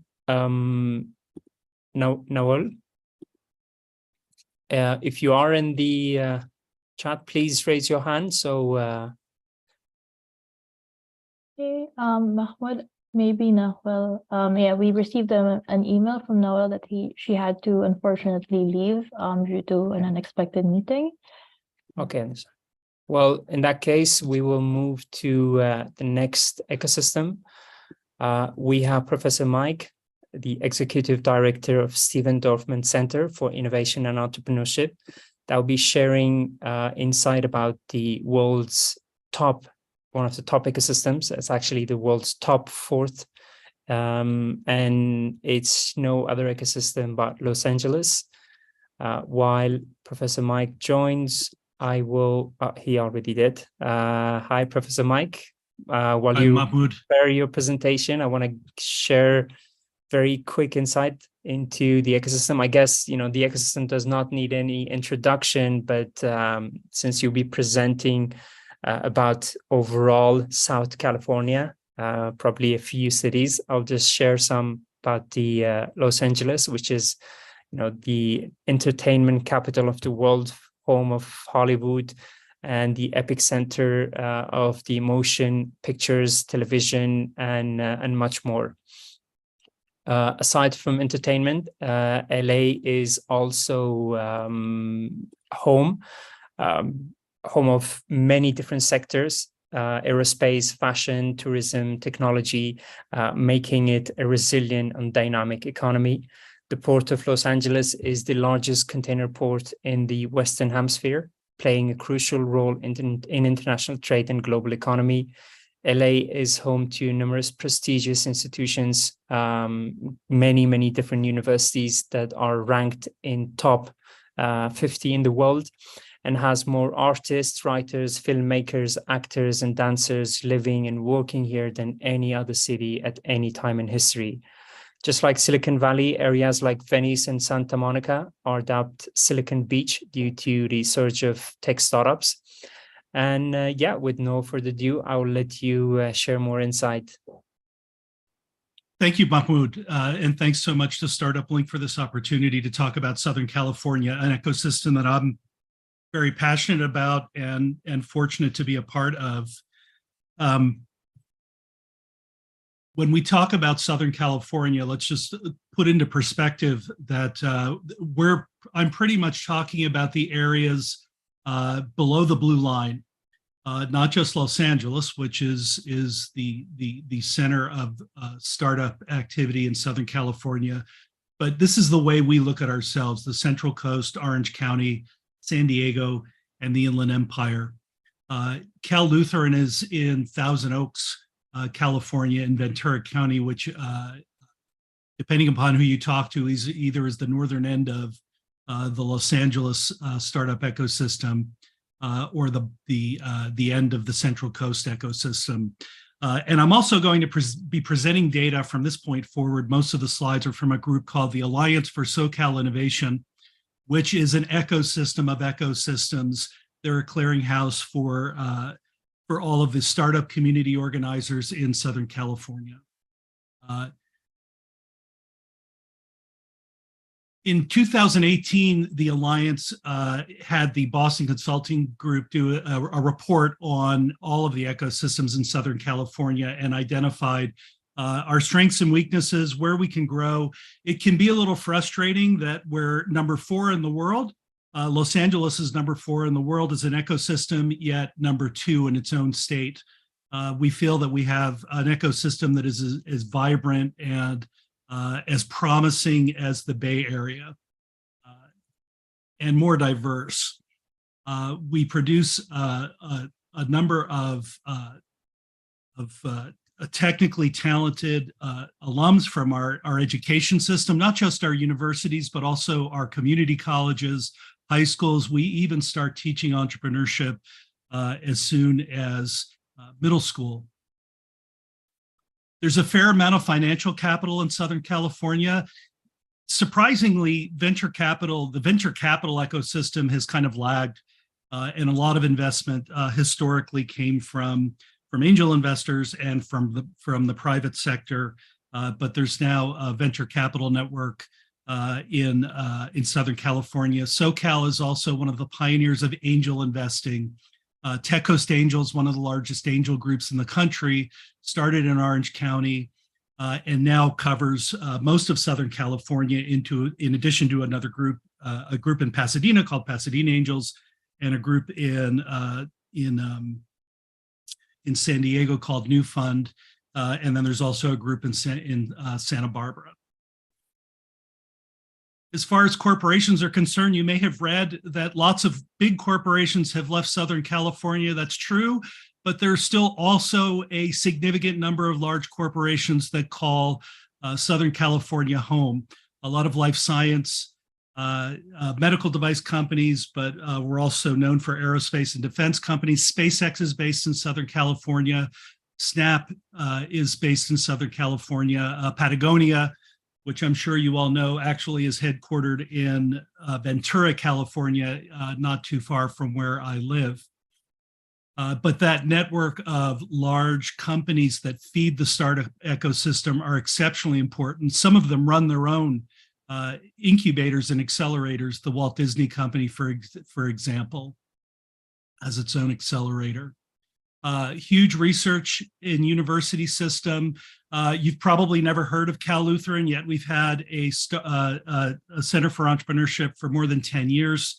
The most interesting university on this list, I think, is Cal Poly. Every other university on this list does a significant amount of research. Cal Poly is a teach-first university, yet manages to produce an incredible number of startups that have raised an exceptional amount of capital. There are more than 100 universities in Southern California. The 30 at the top very much generate the most of the startups, but by far are not the only sources. As far as infrastructure is concerned, you can find co-working spaces, incubators, and accelerators throughout Southern California. I wanted to highlight some of the spaces that I think are a little unique. They're in the lower right. The LA Clean Tech Incubator is a giant facility that was started by the city of Los Angeles that's a leader in incubating clean tech startups. FathomWorks next to that is a very interesting co-working space and makerspace located at the Port of Hueneme. It's in Ventura County. It's a collaboration of a startup studio called Matter Labs, the United States Navy, and the port. They have a giant makerspace and a really interesting co-working space. The other three, Hub 101, which is Cal Lutheran's co-working space, the Hot House, which is Cal Poly's, and the Cove, which is at UC Irvine, are interesting in that they're university co-working spaces, but they're open to the public and available to the public.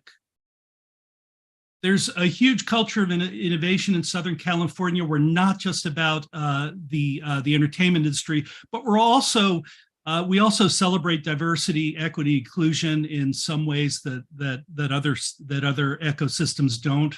I would point you to Backstage Capital, a venture capital firm that has been funding founders from underrepresented groups for a long time. And then in addition to Los Angeles, Southern California is home to 3 startup ecosystems ranked in StartupBlink. San Diego's number 22 and Santa Barbara is also number 88. That's us in a nutshell. You're free to reach out to be, connect to me on LinkedIn and check out some of these organizations. Thank you. Thank you, Professor Mike. Really great to hear. I guess we would need a few hours to go through so many things that is happening in the ecosystem. But it's always great to have you and have our audience be able to connect with you if they would be needing any additional information. Happy to help. Thank you. Have a great rest of the day. The next startup ecosystem that we have is one of the biggest in the world. We have Marta, Head of Technology Transfer from Embrapa Agricultural Digital in Brazil.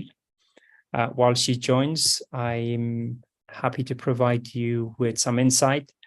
Brazil is the highest ranking ecosystem in South America. Brazil is the dominant and top-ranked country in the Latin American region and in South America, with a solid margin from its second contender, which is Chile. And it's also 27th in the world. It is in the top 20 in fintech, transportation, e-commerce, and retail. Brazil is a global agricultural powerhouse, making it a global agri-tech hub. It is the largest producer of coffee for over 150 years. So basically, your parents, your grandfathers, and they must have tried the Brazilian coffee at some point. The nation's vast and varied landscape allows for multiple harvests throughout the year in different regions. Brazil is a global leader in the use of renewable energy, particularly biofuels. Sugarcane ethanol provides a significant portion of the nation's vehicle fuel, reducing its dependence on fossil fuels. From the Amazon rainforest to the iconic beaches of Rio and the powerful Iguazu Falls, Brazil is home to some of the world's most breathtaking natural wonders. Cities like Porto Alegre and Curitiba in south are internationally recognized for innovative urban planning solutions, such as its integrated transportation system. Sao Paulo is often dubbed as the Silicon Valley of South America because of its thriving tech ecosystem. The Brazilian government has launched various initiatives, such as Startup Brazil, to boost the startup ecosystem by offering funding, mentorship, and support for early-stage companies. I will let Marta share more insight about the agricultural ecosystem and the organization. Hello, Marta. Welcome.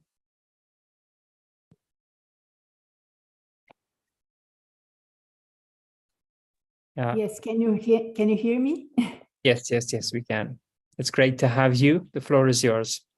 Okay, thank you.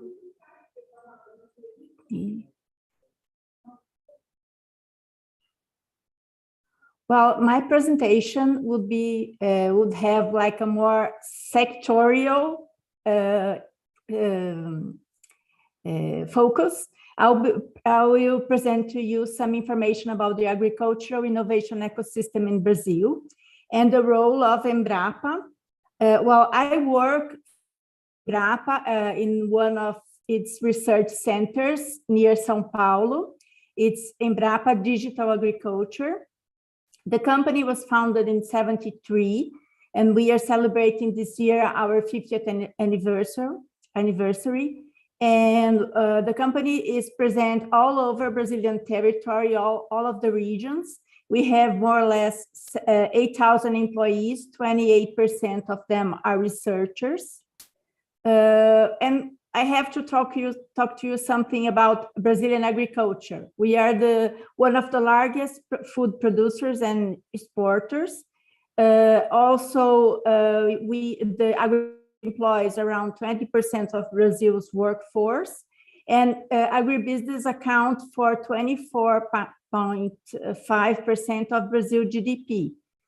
And some studies have analyzed this sector, And they concluded that technology advancement is responsible for approximately 60% of productive growth in agriculture in Brazil. And Embrapa, as a research institute, strongly contributed to this technology evolution regarding especially tropical agriculture. Considering agricultural innovations ecosystem, Embrapa works at the knowledge dimension with research and education, and is present to all the other dimensions, like it promotes knowledge and technologies to support public policies. It makes some partnerships with private companies, being them large or startups, and promote new business development with programs of incubation, acceleration, and technology parks. And also, even if the company has not capillarity to reach all the rural producers, we work together with rural extension cooperatives to contribute to the development of productive sector. Well, we have several initiatives to contribute to innovation and agtech entrepreneurship in all the research centers of Brazil, of Embrapa in Brazil. We also have the AgTech Radar, which is a report that maps all the Brazilian agtechs, and we started in 2019 with, and we have a growth to 1,700 agtechs mapped in 2022. And we can see there's some concentration of the agtechs in the south and southern region. You can see here in the second map. And because of this concentration of innovative activity, Embrapa started another initiative, which is the Agri-Innovation Corridor of São Paulo. It's an instrument to promote regional development, and it is formed by a network of agri-ecosystems in the state of São Paulo. So we have Ribeirão Preto, which is a very agricultural innovation ecosystem, very strong, São Carlos, Piracicaba, Campinas, and São José dos Campos. These anchor cities, we call, they concentrate 12% of the Brazilian agtechs, and they reach an extension of 420 kilometers, which is a big area for this corridor. And we have the philosophy that together we are stronger. So we are mapping all the innovation agents regarding culture, science and technology, capital, public policies, governance, and all the production chains involved to have a greater impact in our results, comparing to the 5 cities isolated. We have several partners involved, and we aim to be the first innovation hub in tropical agriculture, and the 5th innovation ag hub in the near future. Well, I would like to thank for the opportunity to present our agriculture innovation ecosystem. Thank you.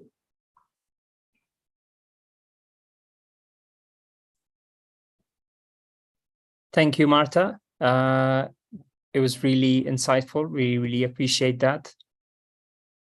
And have a wonderful rest of the day. Thank you. The next startup ecosystem that we'll be presenting is El Salvador. We have Alejandro, Digital Innovation Manager from the Ministry of Economy of El Salvador, while we have our guest joining. I would like to share some insight. El Salvador is the 5th top ranking ecosystem in Central America. Historically, the economy was predominantly agricultural, with coffee being its main export. At some point, even coffee accounted for more than 90% of the country's export revenues. but now it's putting significant focus on developing the ecosystem as an innovation and manufacturing hub. El Salvador boasts a wealth of natural attractions, from pristine beaches, perfect for surfing, to volcanoes and lush forests. The country is home to ancient Mayan ruins, which is also a UNESCO World Heritage Site. The small size of the country means that you are able to experience diverse range of environments in one day, from mountains to coastal areas. Salvadorians are known for their warmth and hospitality, always welcoming visitors and new residents with open arms. San Salvador, the capital city, has seen a surge in tech startups and co-working spaces in recent years. The city is quickly becoming a hub for innovation in Central America. The government of El Salvador has taken many initiatives to promote entrepreneurship and innovation, offering incentives and creating support institutions for startups. I will let Alejandro to share more insight about the ecosystem. Hi, and welcome. It's great to have you. Thank you, Mahmoud, for the introduction, and apologies to all of you for the last minute change. Andrea, our director, had a last minute inconvenience, so I will be accompanying the session. My name is Alejandro Panameño. I'm the Innovation Digital Manager in the Ministry of Economy of El Salvador, and with my team, we work with our startup ecosystem, and it's an honor to be here. Well, thank you very much for the invitation to StartupBlink, to the Startup Ecosystem Summit, and share some of the advances in our country ecosystem, and to show the different efforts we are making to make El Salvador an attractive place for investment and startup development and towards a digital nation. Possibly many of you have heard of El Salvador lately, or especially of our president, Nayib Bukele, and all the efforts he has made to reduce the levels of insecurity in our country, or perhaps for having made the great decision to have adopted Bitcoin as a legal tender. For these and other actions is that today we can say that we are talking about a version of El Salvador, a new version of El Salvador. And let me, okay. This new version of El Salvador include that we are building a favorable environment for startups, actually. And these are some of the information about El Salvador.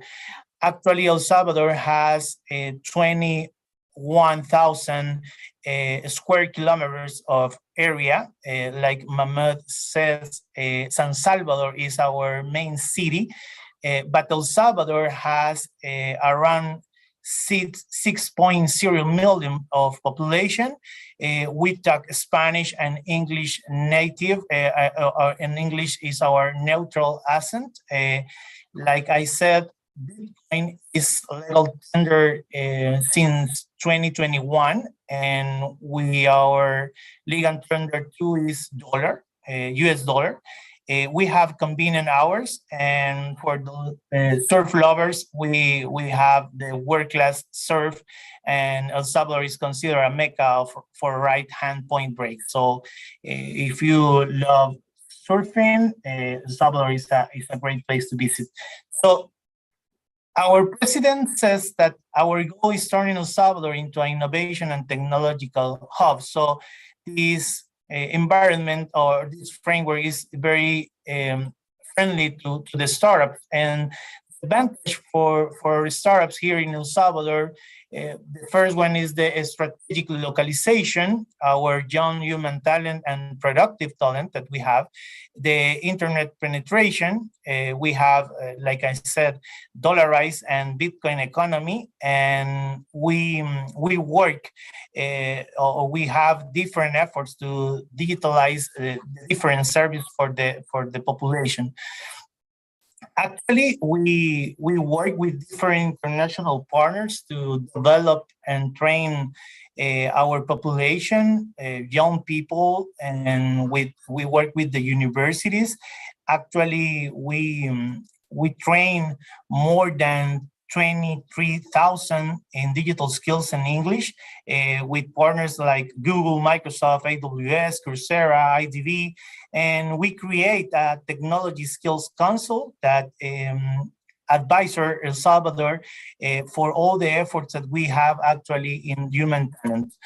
El Salvador, its particular characteristics for the market access for startups, we have 12 free trade agreements that allow preferential access to potential markets and expanding access to markets for the digital and technological services.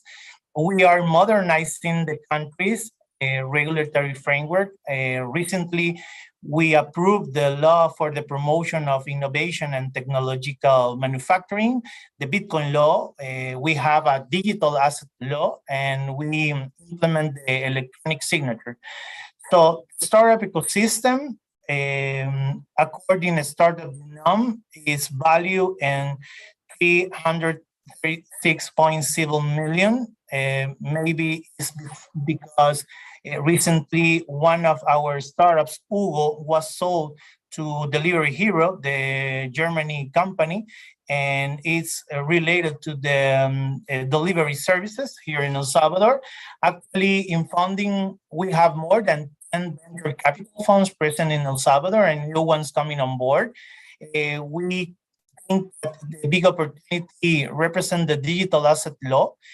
So because is open for the foreign investments here with the framework to operate different or new one or innovative different methods to funding startups and other type of companies. We have a support system with different actors are involved with the support for entrepreneurs, financial institutions, entrepreneur associations, incubators, law firms, higher educational institutions, more than 30 innovation centers. Actually, we have different innovation centers. Recently, are open their doors for the startups and for the corporate corporate too. Actually, the startups in El Salvador has the opportunities present today have facilitated the presence and creation of new startups in areas for fintech, insurtech, lending, artificial intelligence, augmented and virtual reality, proptech, and others. Bitcoin and Web 3.0 with Bitcoin as a legal tender, El Salvador positioning as a country at the forefront of financial technology and has the potential to attract new business and investments. More than 95 companies related to Bitcoin are registered as a Bitcoin providers here in El Salvador, digital wallets, custody services, exchange, payment solutions, smart legal contracts, and others. And like maybe you see in the newspaper, Google plans to establish operations in El Salvador because we are becoming the tech hub for Central America. This is our goal. We are attracting another investments like these ones that is related for the first industrial technology park in El Salvador that will begin the operations in 2024. Another company that promotes autonomous vehicles and electric vehicles and exports to Guatemala and Honduras. And we are the host of different international events in a technology dialogue at global level, like the telecommunications international unit and Meta and others. And well, we are very glad to be here. And if you have questions or more, or you need more information about El Salvador, these are our contacts. You can find us in LinkedIn and our email. And this is a QR for access to a platform that actually we promote the digital economy here in El Salvador. Thanks. Thank you, Alejandro. It was great hearing from you the updates on the ecosystem. What the president is doing is unprecedented and very unique and very, very effective in not only fighting crime, but also allowing businesses to thrive, opportunities to come, and startups, digital nomads, expats from all around the world to see El Salvador as a great destination to start their business, relocate their business. So really appreciate that. Thank you for your time. The next startup ecosystem is Future's biggest startup nation. We have India's startup ecosystem presenting last but not least. We have Chahat from KPMG India that is responsible to support the growth of startup ecosystem in India and provide support structure for Startup India. Chahat is economic growth specialist at KPMG India. While he joins, I would like to share some insight about the startup ecosystem of India. It's South Asia's top-ranking startup ecosystem. When it comes to number of Y Combinator startups and unicorns, it's the top third in the world. When it comes to tech public company capitalization, impact of exits above $1 billion, and Pantheons, it's the top 8th in the world. It is also top 10 in education tech. It's also top 15 in the world when it comes to transportation, e-commerce, retail, food tech, and fintech. India is one of the world's largest producers of actually so many things that I would need probably another minute or two to count them all, because especially in agriculture, with over 50% of its population below the age of 25 and more than 65% below the age of 35, India has one of the youngest populations in the world. This presents an enormous potential workforce and consumer base. And it's estimated that in the next 7 years, 40% of India's population will live in urban areas. As of 2022, India had over 50,000 startups with over 50 unicorns, startups basically valued at over $1 billion, with companies like AgroStar, Dehat, Ninja Cart. The agri-tech sector has seen significant innovation, leveraging technology to streamline agricultural processes, improve supply chains, and offer even farmers in far remote villages real-time market insight. The Indian government has launched Startup India to promote and support the startup ecosystem, including many different initiatives, tax holidays, fast-tracking patent applications, and offering research grants. Cities like Bangalore, which is in the top 8 in the world, Mumbai and Hyderabad have become major startup hubs with numerous incubators, accelerators, and venture capitalists actively fostering the growth of the ecosystem. Chahat, it's great to have you. Thank you for your time. I know it's very late. You're probably the only person in the company left. So I really appreciate the time. Floor is yours. Thank you so much, Mahmood. It's a pleasure to always talk to you, and greetings to Ellie.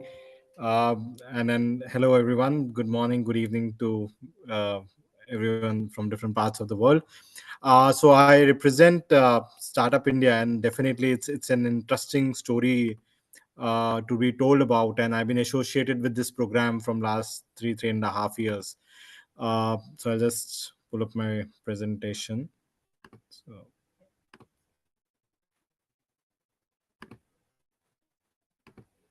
Yeah, I think just show the entire screen.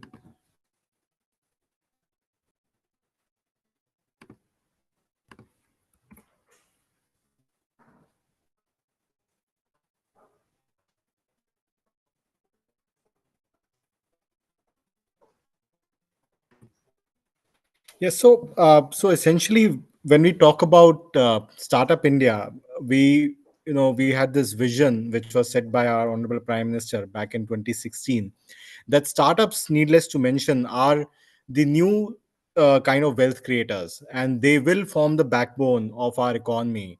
And so to say, when we fast forward from 2016 to 2023, it completely fills us with a lot of immense pride that we have now come to be known as one of the largest startup ecosystems in the world. And there was a time when we did not really even talk about, say, unicorn or say investments. And today India is featuring in almost not just any all rankings, so to say, but also practically when we talk about startup ecosystems. And that is what happened, in 2016 when we actually had Startup India initiative. Before that, we didn't have a structured approach. We did not have a definition, so to say. We realized that it's important to recognize and appreciate the startup ecosystem and build foundational pillars to uplift and to develop the same. And we knew that the journey won't be that easy. And with that background, we actually launched this whole program, what we call as Startup India. And the result which we see today is absolutely immense, incredible, and keeps us motivated. We are almost touching 100,000 startups. And the beauty of this ecosystem of ours is that it's very inclusive and very diverse. So we are not just centered around, say, the larger metros or sub metros. We are spread all across. And also in terms of gender diversity, we are again more almost now 50% of the startups have at least one woman director, and they are of course creating a lot of jobs and applying for patents. So the whole the diversity of this program is something which is very interesting, and it's not so to say centralized when we talk about the impact of it. Now what we have done, and the numbers which we saw in the previous slide, is a result of certain innovative interventions which we have taken in the past few years. And these are just pillars of that. For example, we first try to understand that who do we call a startup, who do we call as an investor, and what do we really need to do to make it easier for investors to invest, for startups to startups, so on and so forth. Then we launched an action plan. We understood that to actually manage a program like Startup India, we actually need to work like a startup. So we launched an action plan which had 19 clearly defined pillars as to this is what we need to do. And today, we are actually executing all 19 of them. Then we had to decentralize the movement, decentralize this entire movement of Startup India. And for that, we actually launched a ranking. And this is probably one of its kind federal ranking of regional startup ecosystems. This actually activated Startup India all across the country. And finally, of course, there is National Startup Advisory Council, which our honorable union minister himself chairs, wherein you have the private startup ecosystem and also the government stakeholders sitting on the table and talking as to what we really need to do to build a comprehensive startup ecosystem. Just a summary of different programs we actually execute on day-to-day basis. So this is essentially our day job. So we help startups with funding. We do a lot of stakeholder engagements. We also continuously engage with other line ministry and departments for regulatory and ease of doing business matters. We provide a lot of public procurement support to our startups as well. All of this, what I'm talking about, is easily accessible and available in detail on startupindia.gov.in. Our complete program is 100% online, and this is something which we do on day-to-day basis. Now, what makes this program very different, and how do we manage such a mammoth program, are essentially the way the whole program is managed and governed, so to say. Like I mentioned, everything is completely digital. We have a lot of AI in place. So, for example, if a startup gets recognized, then automatically other line ministry and departments, anybody on the planet can check its authenticity, its up to date certificate, so on and so forth. We have a young team. It's a program which is actually run like a startup, and that's what's makes us all excited to wake up every morning and to give it our best shot every single day. Then we also do a lot of softer elements to build capacity and awareness. We are a 1.44 billion population, so it's very important that we go to every corner of the town, build capacity of all stakeholders, not just investor and startups, also of the government stakeholder, also of the academia, of incubators. So we continuously engage in these capacity building exercises. Then we also provide a lot of international opportunities to our startup ecosystem players. For example, we are taking a delegation to Slush, which is happening very soon. We took our delegation to Reflect, which happened in Cyprus. We also take a very large delegation to VivaTech also, which happened in France. We took one delegation to Expo 2020 Dubai. So we do a lot of these measures to ensure that our startups and different players get exposure to best of the ecosystem across the globe. And of course, there are a lot of media activities, a lot of promotion we do. We have a dedicated program on national television which we host for our startups, so to say.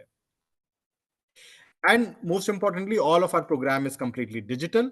It's faceless. It's completely paperless. Nobody has to visit us on the table. All of our schemes, all of our programs, all of our selection mechanism, everything is run through something called a Startup India Hub. It's a website which we have as startupindia.gov.in. It's a website which is integrated with other regional websites or regional startup hubs as well. So which ensures that this is one-stop shop, one-stop portal for anything and everything to do with startup ecosystem.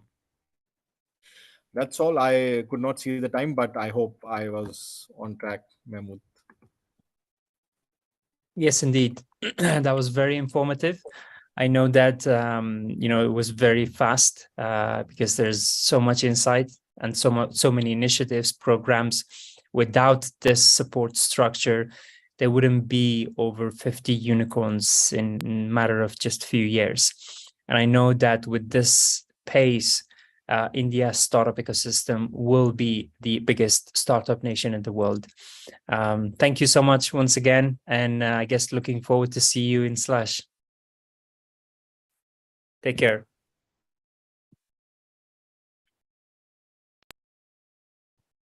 Yes, so thank you, Mahmoud, for hosting this session. It was very interesting to hear a lot about different countries and different ecosystems from all over the world. It's a very diverse session that we had today, from Asia to Europe to South America, North America as well.